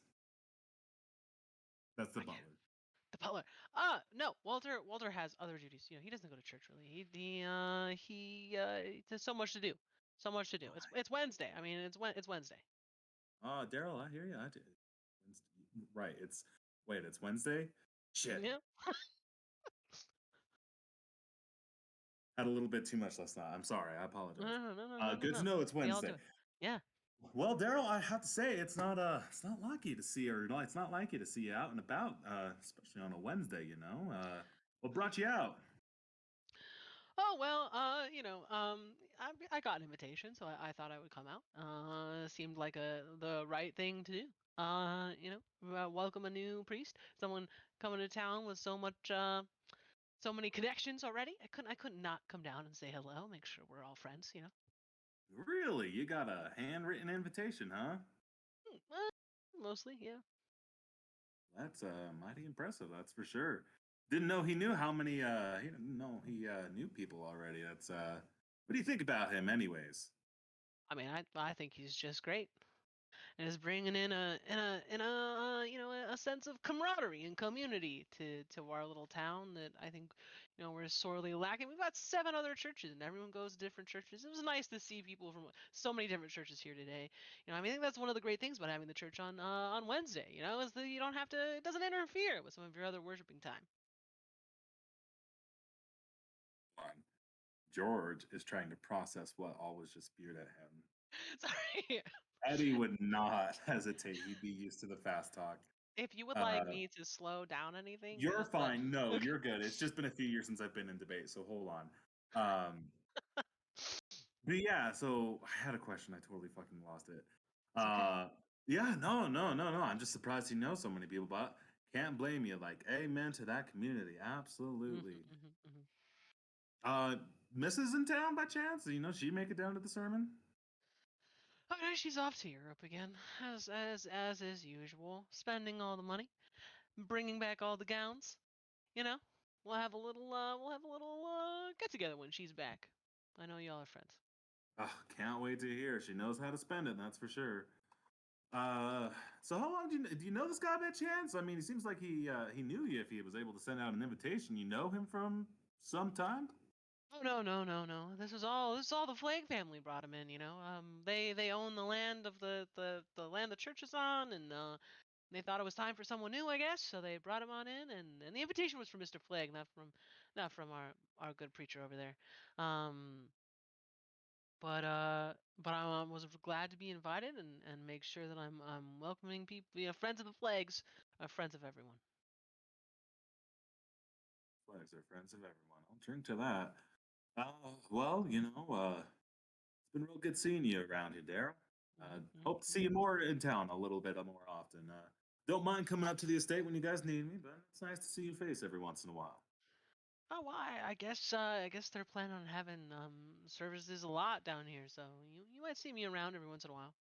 Yeah, I'm planning on making this regular. Well, not every day, but maybe once a week. Well, by Jove, if you're going to be joining, I might just be showing up myself. Well, hey, anyways, I got some other people to talk to, Mr. Daryl, but Yeah, pleasure to chatting to you as always. And as always, let me know when the missus is back. Can't wait to have that party. yeah, we'll have dinner. It'll be great. Love it. Anyways, and I imagine most conversations are something along that line. Yes, yep. Of the information that you gather, you find that no one had actually met the priest. Even in the couple of the Flagg family that you talked to, no one had met them except for Mr. Flagg. Um, you do also find out that a couple of his kids are gonna be kind of like doing the altar boy duty, and they're opening a nunnery, and his daughter will be joining the nunnery. Um, his like 15-year-old daughter has decided the nunnery is for her. um, Lovely. yeah. So a lot of that comes from uh, oh gosh, who's here? Let's look. Um,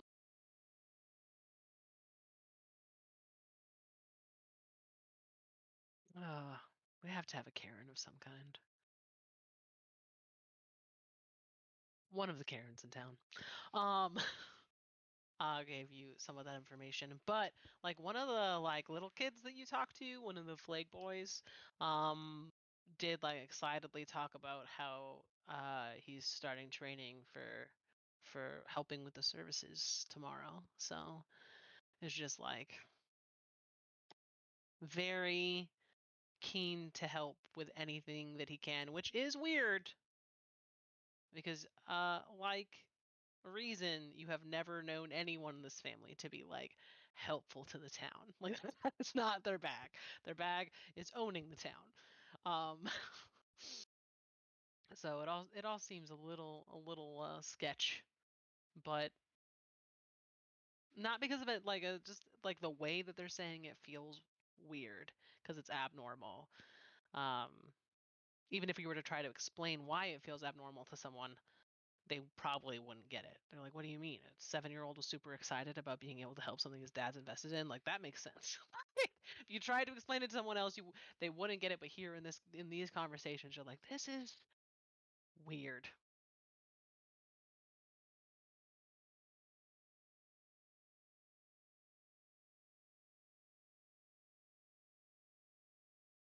Um, And Reason left, right? yeah. So Okay. Reason's off to the DMV. Reason, are you taking anyone with you, or are you going to the DMV on your own? I mean, if someone wants to come with, he's not opposed to company. He's just assuming that no one wants to go to the DMV with him. I Like, want to go to the DMV with Reason. I love that. Um, because then after the DMV, I want Reason to show me where he dreamed that those bones were burning. Love that. And if the price I have to pay for that is the DMV, then I will pay that.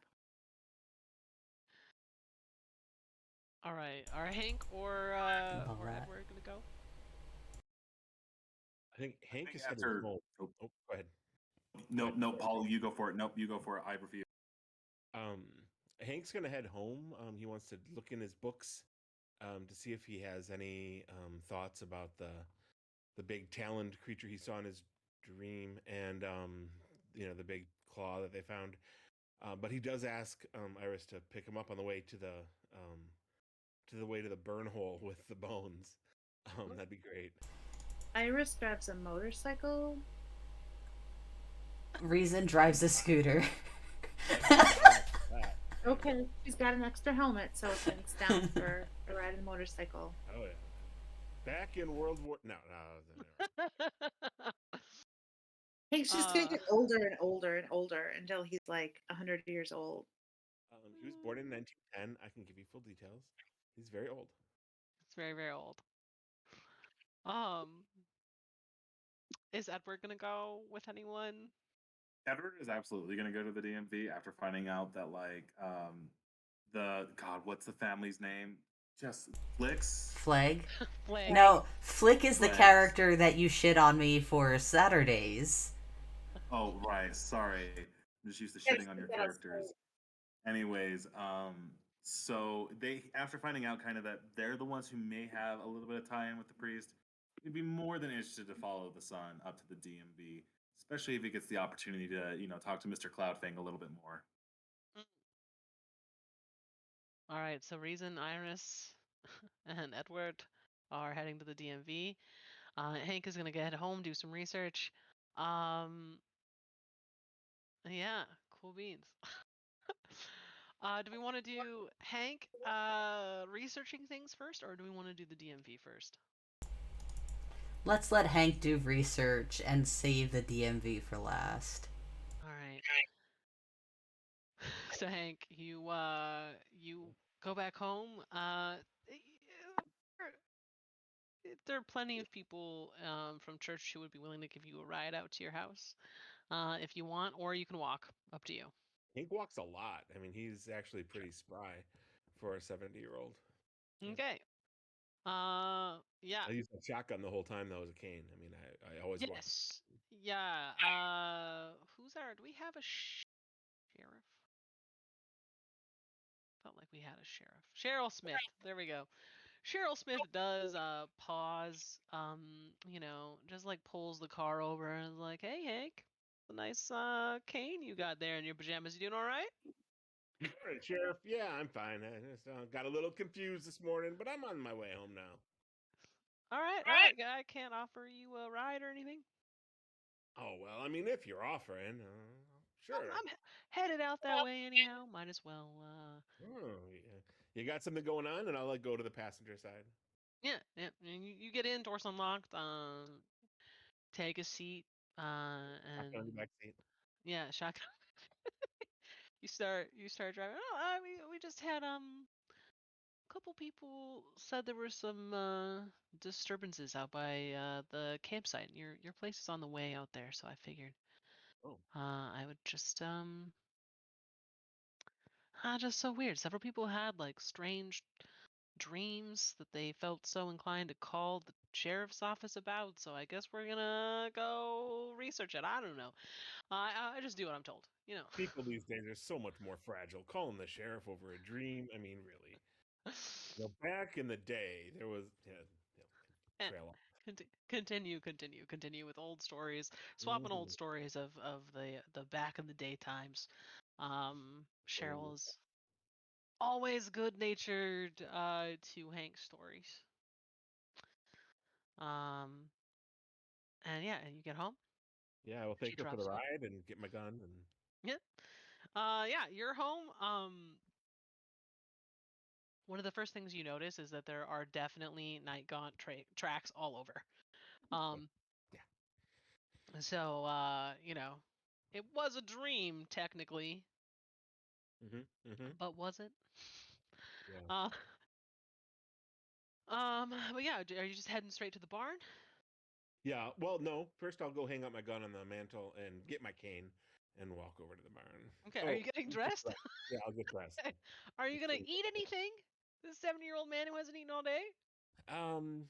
Yeah, I've got to watch the blood sugar at this age. So yeah, I will.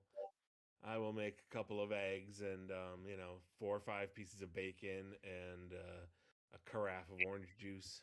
Yeah. Okay, all right. Eat that. It is delicious. And you go out to the barn. What do we roll for researching shit? That's a great question. I have the skill called library use, and Bing. I have a cult. So I think one of those maybe. Yeah, let's start with library use. Can you choose the right book? And then after you choose the right book, Yes. how much do you get out of it? These are literally the two things I'm built to do. Ooh, I got an '08, and my library use is 99. How many 99s? What is happening?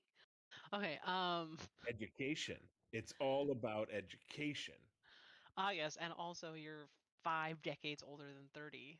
So 4 decades older than no, 5 over 20. That's what it is. Yep. Yeah. It just gives you, for those who don't know, gives you extra stuff for everything. All right, so yeah, you find like 5 books. Two of them are kind of like you know, semi-fiction. Yeah, I'm not really sure if you can trust them, but they do have some stories that you think might be helpful, and then 3 that are kind of more academic, uh, cryptozoology kind of Yeah. things. So what exactly are you hunting for here? I'm hunting for, I want to know what it is. I want to know what this thing was that I saw and belonged to that claw, which I examined before handing it off to Iris. Mm-hmm. I figure the first thing to do with figuring out what these things, how to keep myself safe from these things is knowing what they are. Yeah, absolutely.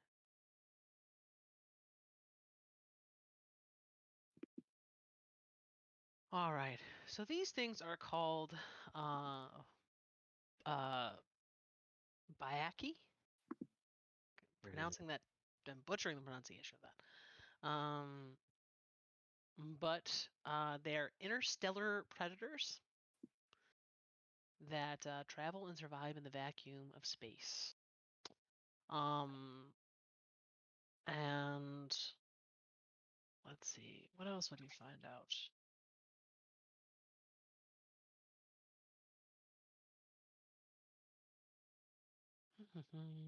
They have to feed a lot because apparently traveling through space-time uses a lot of energy.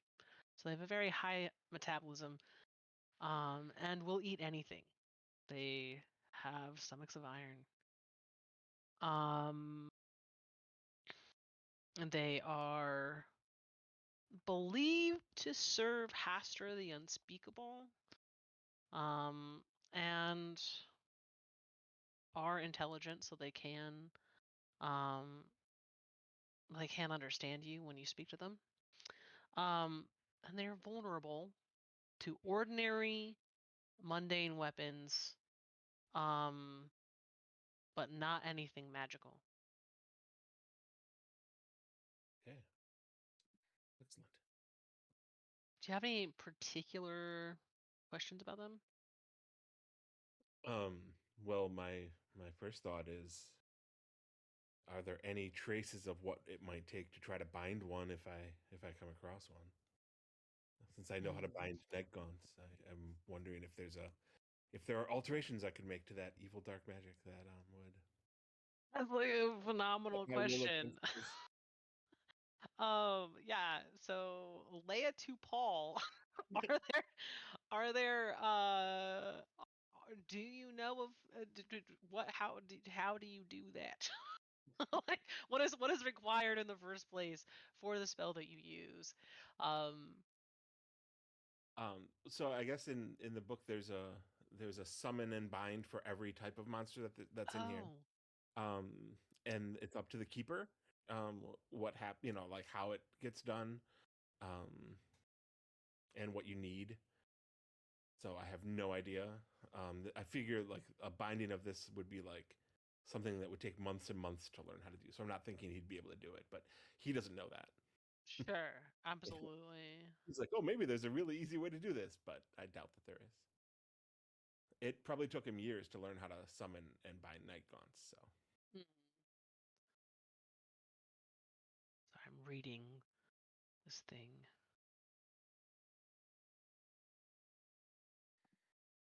Oh, also you can ride them if you take the right potion through hold on. space-time. Yeah. Oh yeah, and they're blood drainers. I forgot about that too. You would probably know that. Awesome. Probably find that one out the hard way.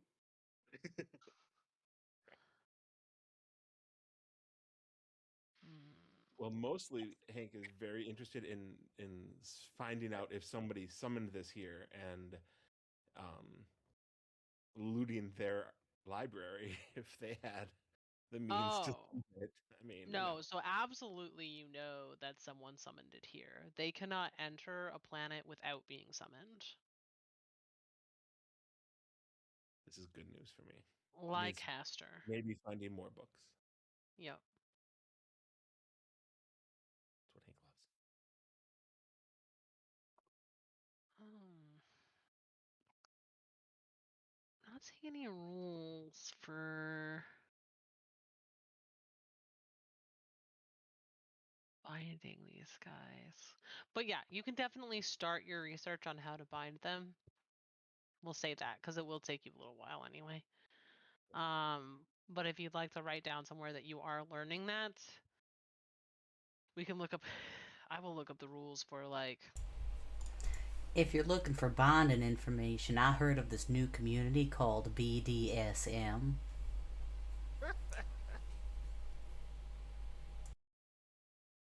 Find yourself a rope girl. It'll be great. Casey, you did this. This is your fault. Uh, but yeah, you definitely do some reading. Um, these aren't magic books, right? So I don't think that you need to do any sanity stuff because it's not like Yeah, I you're didn't not give reading myself. any new books.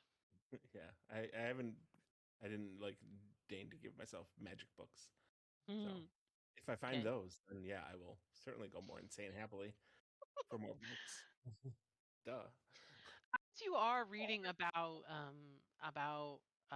these guys and Haster and some of the other things that you're looking into as you read these books, you start to hear kind of like a gnawing in the walls where you're at. Do you do anything about that? Do you just assume that it's rats? Like how would Hank respond to hearing? Well, I mean, Hank's pretty paranoid, and usually he has a night gaunt summoned to keep the library safe. And I think it was destroyed last night. It was, yeah. But I can only summon those at night. So, Mm. I need to survive till nighttime. Um, I'm going to poke around. I'm gonna like smack the wall with my cane and hope that it's rats. Yeah, so you start smacking walls. You can't really find where it is. It's just kind of like it's like something's clawing at a like you focus on it a little harder as you're trying to figure out where it is, what it's doing. It's almost like a gnawing on a door somewhere, but you can't figure out where the door is. It's just there, like gnawing somewhere, and you can't quite place it. But you've been doing research for a while. This is about the time the other three are going to show up. Slam the book So shut and walk to the front of yeah, the bar. you hear a motorcycle at a scooter pull up. We're gonna get 4 people on these 2 vehicles. That's gonna be very entertaining. Yup. I don't know if there's a drive skill going on, but we might have to use it at this Well, I point. actually have a pickup in the barn or in the garage on Oh, my perfect. way. Yeah. So also we could do that. Just put everything in the back of the pickup and everyone, and just drive out there and be fine too. Um.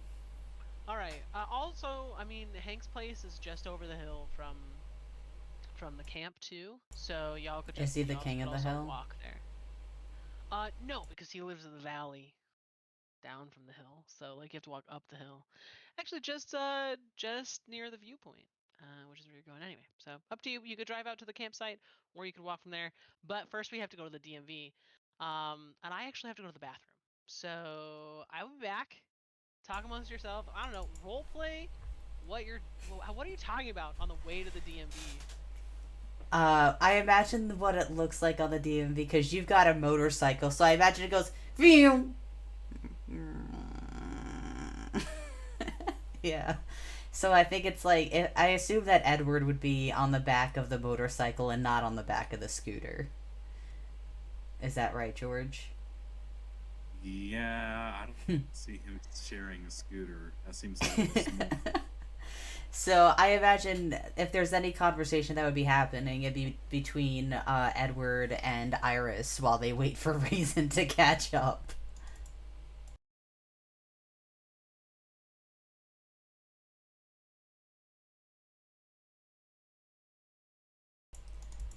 Jen, you're muted.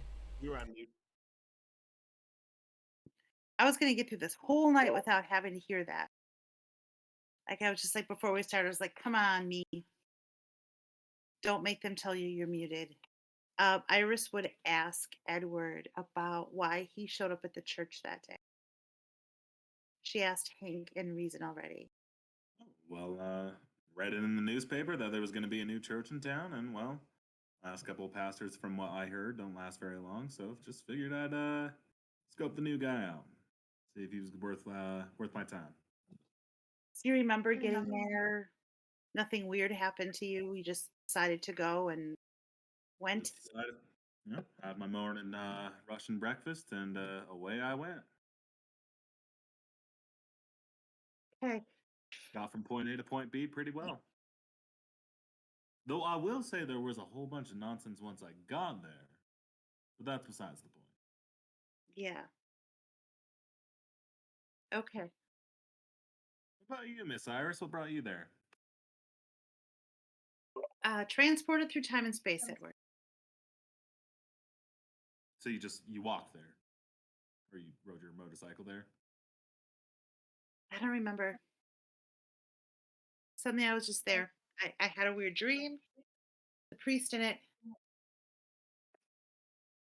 You want to tell me more about these dreams? Maybe some symptoms you've been having? Do not diagnose me, Edward. Don't do it. It's what I do.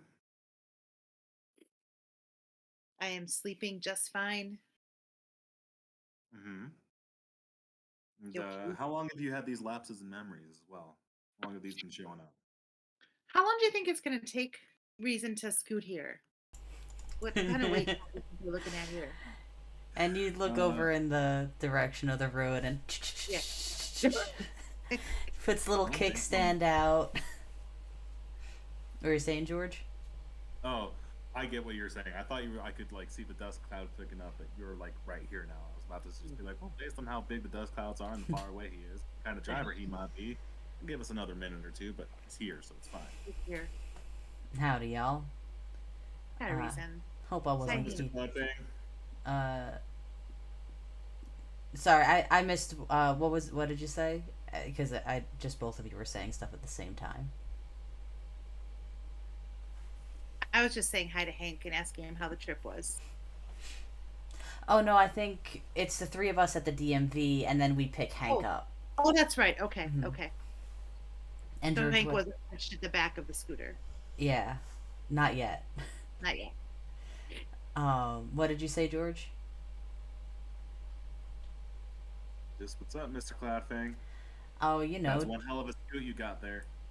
thanks. It ain't mine. It's a camp property. Hmm. Which is why I'm here. You weren't here for this conversation, but well, I need to get my driver's license replaced. I haven't. Well, I guess not a driver's license. It's a government ID. Because I ain't got my license yet. So I figured I'd poke around, get my ID, and then figure out what it takes to get a permit so I can start learning how to drive properly or officially. Good on you for learning how to be up and proper on the roads. It's real sweet of your heart. Uh, do you know how to drive, Edward? I do. I just choose not to. Ah, gotcha. Uh, do you have a car? Uh, Fortunately, not. Taking the route of medicine I have to help the people I can. Not really the most luxurious life for me. So at this point, nah. But public transport is quite the thing nowadays. Let me tell you. Mm-hmm. It is. Well, good on you for taking a personal hit so that you can make sure that the people around here get some good health care. I know that a lot of people would be a bit lost without your help.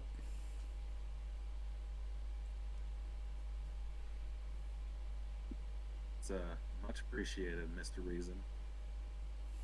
And he smiles and he goes, "Was the pause because you were trying to think of something snarky to say but couldn't think of nothing? So you had It's to say because something nice whoever's instead." controlling my voice box is a fucking dumbass and doesn't know how to click the unmute button. Well, I think that's enough chit chat. We got some guests coming to the camp, and I know that Irish you want to see that pit of bones. So I do. let's head on in. All right, so I have a quick question for you. Reason, why are you there? What what He is the is. reason that you want to go to the DMV? Yep. He is going there to replace his lost government ID. Because he lost his in the woods, and he is going to also inquire about a driver's permit test so he can start, getting on the road to eventually get his driver's license properly. Okay. So yeah, so you were there. Uh, you walk in the door. It's a very standard DMV. I feel like these buildings were built in the '80s, so it's like new now. Wow, look at You know? this brand new. The marble floor is So, fantastic, so, and so everyone here looks so happy with these new facilities. I can't imagine a more up to date place than something like this this place. Yeah, they've expanded the DMV reach in the last few years. Wow, they even And got the new glass partitions. I only ever seen those in banks. there are a few people working. As you walk in, you turn to the left. There's kind of like a place where you fill out some paperwork about why you're there and what you're doing there. So I'm assuming that Reason does that. Hmm. Around, you've got like to the left, you've got like a little booth where there's a professional photographer taking pictures. Um, just kind of chilling. And A then there professional are photographer taking pictures at the DMV. at the So DMV. fancy. Yeah, they don't even. You can smile in your pictures in the 1980s, people. Okay, so you can wear your glasses. All right, the whole thing. There's only one teller, uh, whose name I am going to forget. This is Karen Nancy Mae Johnson. Hmm. You know her from around. Everyone kind of knows her. She's kind of a town gossip. She's pretty old. She's like 90. And just like has everyone knows she has a job at the DMV to like kind of make people's lives worse. Hmm. She does it on purpose. And she like tells people that, and everyone's just kind of fine with it. Um, no one is entirely sure why upper management lets her Hmm. continue on being the way that she is. Uh, but it's fine. Um, the Jackson family is there. They're new residents to town. Um, and as you're walking in, they're walking up to, with their paperwork. Um, Mr. and Mrs. Johnson, or Jackson, with a couple of kids. And they're all looking like probably they're gonna get their new IDs or something. It's fine. And so yeah, you're filling out all the paperwork.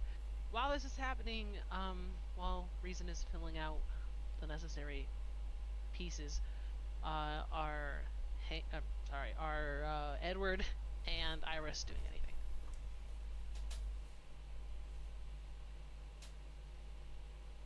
You are muted.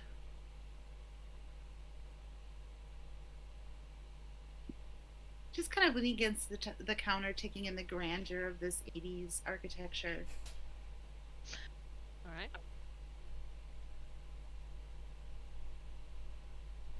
And I think Edward is currently without Iris satellite. might actually be going through her kind of memory. Does she have any dirt on this old angry lady behind?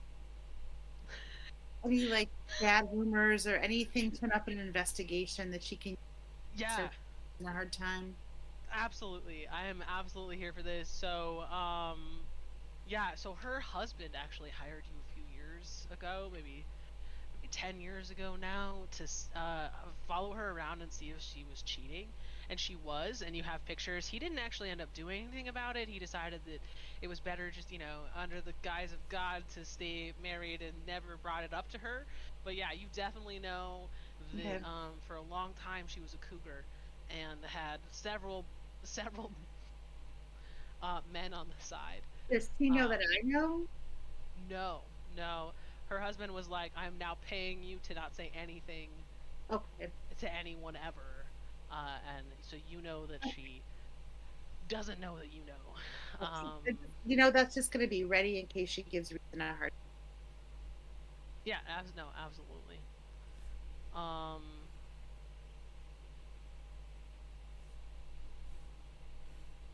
yeah, no, getting messages. All right. Yeah. So, you're looking around. Iris is kind of like has this half smile on her face, knowing she knows things about people and stuff, and Reason you're filling out your paperwork. As the Jackson family is up there, Karen Nancy Mae Johnson starts like yelling about how she is not going to service their kind here. Um, Oof. and that they shouldn't be in town. They should have never moved here. They cannot own the house that they own. Just goes off at this family before anyone can do anything. She's like halfway through her rant at this point, getting red in the face that these people are here. Jack's family is very calm, trying to figure out what to do here. Um, and uh, y'all start to hear kind of a rumbling from underneath the DMV as this is going on. And from the floor opens up. You can hear the floor cave in underneath Karen, but you can't actually see anything down there. A giant hole appears. Karen falls in, and you hear her screaming for a long way down. And that is where we're going to end our session tonight.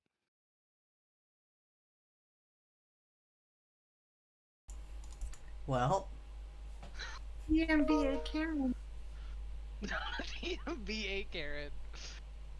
Um, we could keep going, but I feel like the next part is gonna take a little bit longer, so I want to make sure we're out of here.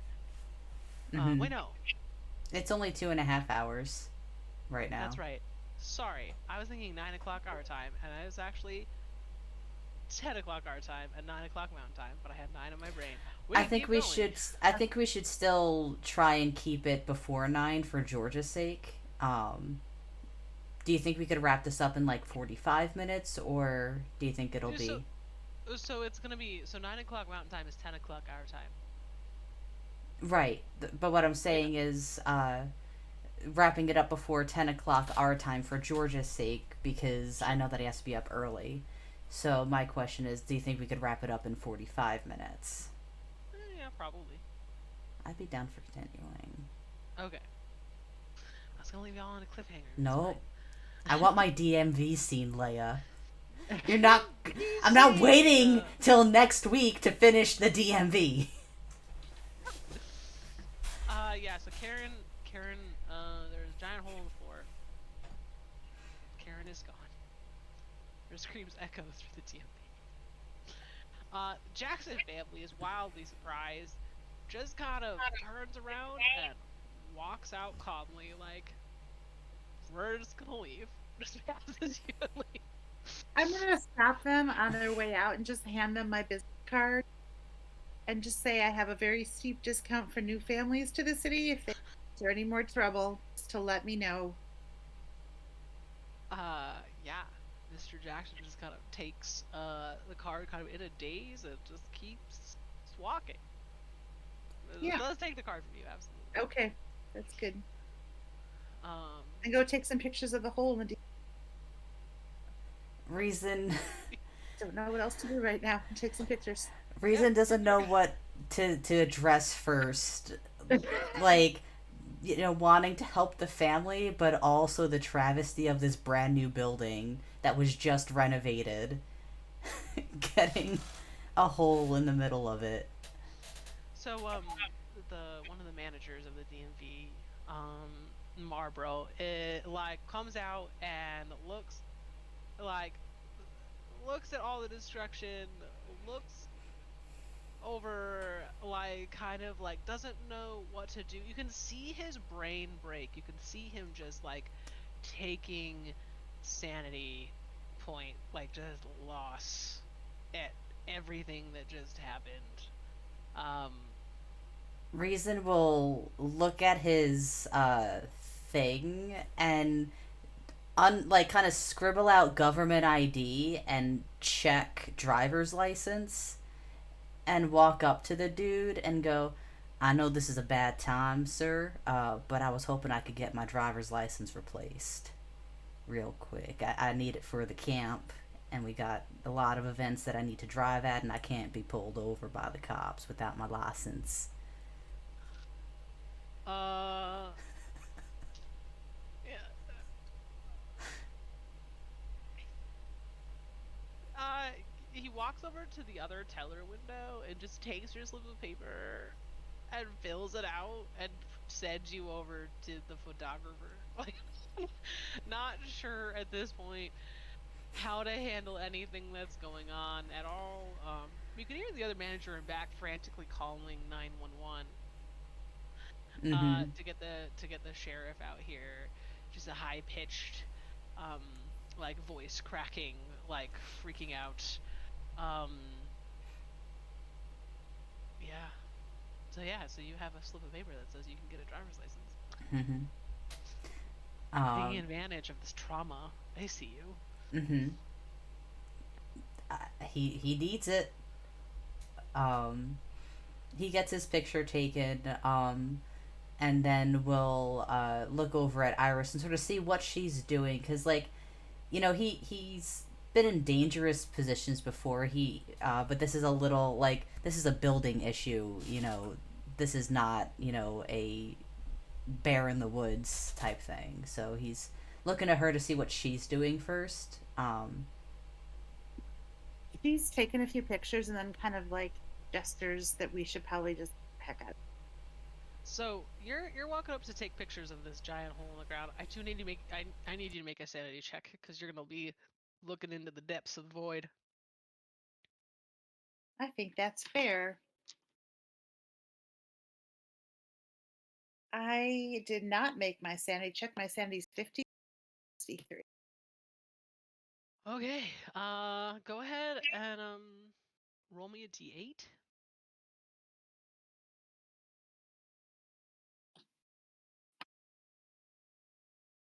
And roll a d4 and double it if that's okay. That's fine with me. I rolled a 1, so 2. So 2 points of sanity loss, but no extreme shock for you, which is great. um. Yeah. Okay. Still feeling pretty sane. So it's a little horrifying then when I look into the floor of Absolutely. the city. It looks like a worm has just gnawed its way through this floor. Like it has a perfectly circular cylinder that goes down, and with these fluorescent lights, it goes down and curves underneath the building somewhere.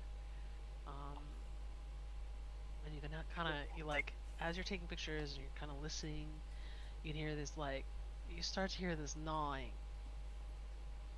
underneath the Okay, ground. yeah, I'm gonna snap a couple pictures and I am gonna go grab Rumor and we are gonna get the heck out of this building. Okay.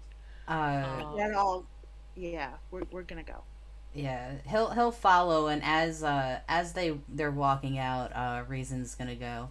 I always thought the way she was gonna go was a house falling on top of her. Iris will laugh uproariously at that as we skedaddle out of the building. Uh, All right. what the heck was that? I think it was some kind of horrifying giant worm. Your This your day go is to response wasn't like a sinkhole or something, because I heard of sinkholes before. Like there are these large caverns that exist a couple of Yep. feet below the surface. I definitely heard something moving around it. You sure it wasn't her body still flopping around? Sure. Reason you are welcome to go back in there and take a look if you'd like to. Uh, no, I'll take your word for it. I gotta admit, I'm kind of worried about the camp and the kiddos there. If there's these time and space worm sinkhole shotgun cane nonsense going on today with wearing wide brimmed hats, I need to make sure they're okay. Should we go get Hank first and then head out to camp? I think so. Okay. George, are you still with us? Do you need to go? Because we could end here if we needed I think to. it's a good ending point too in general. Yeah, because it Okay, seems like hold on. All right, I'm back. I kind of have a bit more of like a permanent fix on it right now. To give you a heads up of what's going on, I just like we're in a windstorm right now, so 50-mile-an-hour gusts. I just had this aluminum like panel put in to cover the space in my window that my swamp cooler covers on, and it keeps blowing through. The aluminum tape that was supposed to hold it up is not doing that. So I have like a giant hole in my window that I'm trying to patch, and I almost got it. So if we want to keep going, we can. I'm almost done. George, weren't you like dealing with some kind of major thunderstorm and losing power last time we. Yeah, this time in Wyoming's lovely. Okay. I'm just gonna make a mental note to. I mean, I don't think it's gonna come up, but I'm gonna not move like ever. Certainly If I not told you visit there. 8 mile an hour gust was the average, then yeah, it is. Wow. Okay. Um, I'm dying to see camp, but we can wrap tonight. I can hold out till all meet right. Yeah, I'm fine with whatever.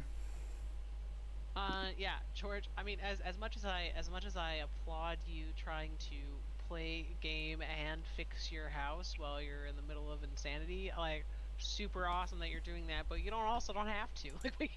Like we can pick this up next week, without any problem at all. Does 5 o'clock, 5 o'clock Mountain, 6 o'clock Central work for everyone next week? Hmm. Yep. George? unless George's house is completely blown away. Yeah, yeah.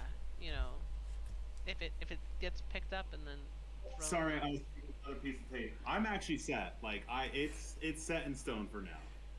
It'll get me through the night, and I can talk to maintenance about it tomorrow.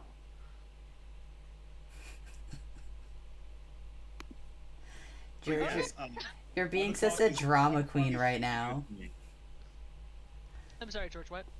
5 o'clock is usually good for me. I'm usually not off of work until about maybe 5-10 minutes before 5, but I can make it work. Okay. We could also start at like 5:15. You know, like we could get you a break. Um. We'll hop on at 5 and we'll just chat until George arrives. That's really fine.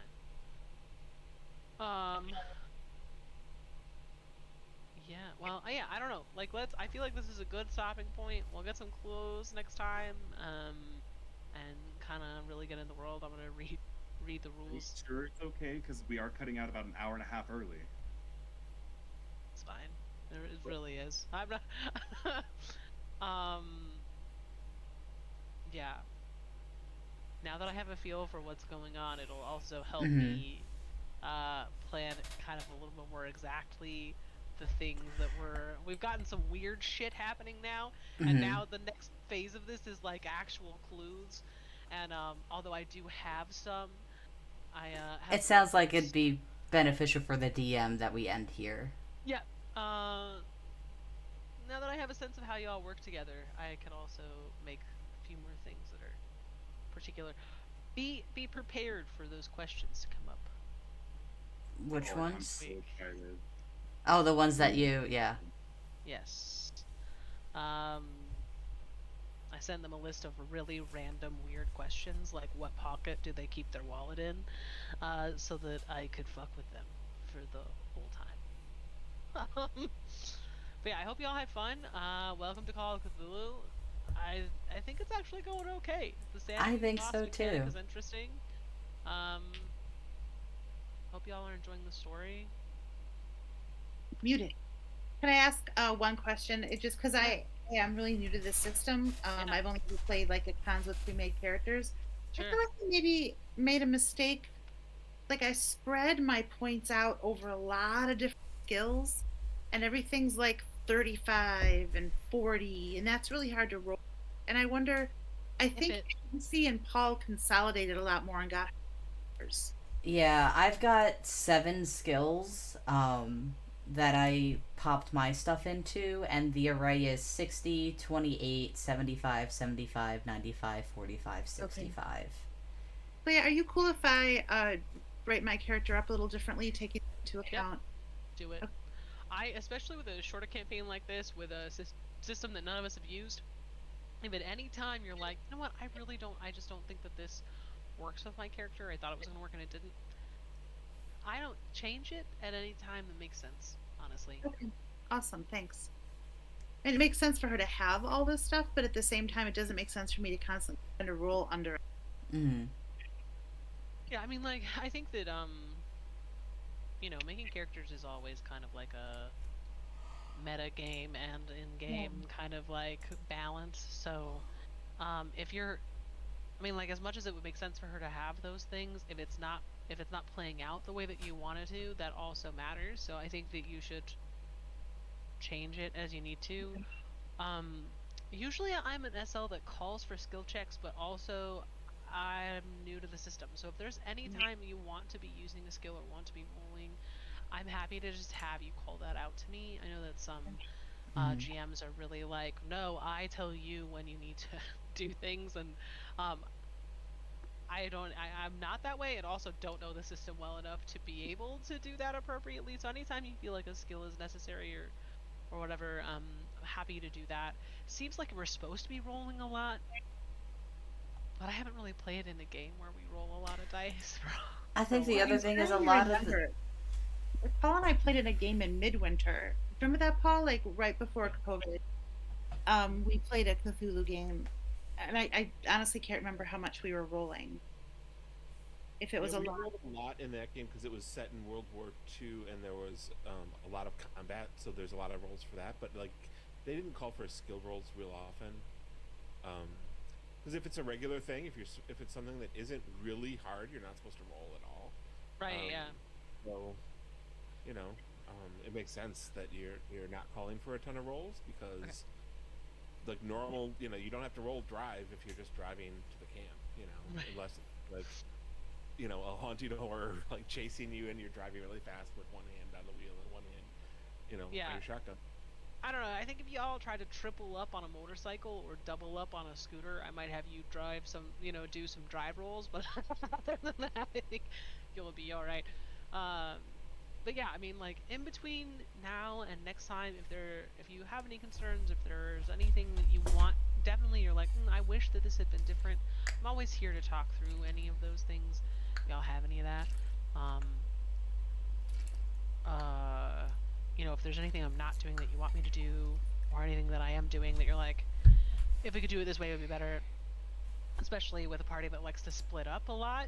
If there's any also happy to have people be like, oh, we should throw the ball to this other person because I've spent too long here, or whatever. Like I'm happy to. Players should have some agency in where we spend our time. So anyway. Okay. Yeah. I don't know. I hope you're all having fun. Hope the story is what you wanted it to be. Hope that Millvale is getting the right. Sorry, George. What? Oh, sorry. I was just saying it's right up my alley. It's great so far. Good. Cool. Well, we are ending a little bit early, but I'm alright with that. I feel like we got through a lot actually. We did. We kept moving, so that's cool. Yeah. We got through it. We hit all the things that I wanted to hit today. I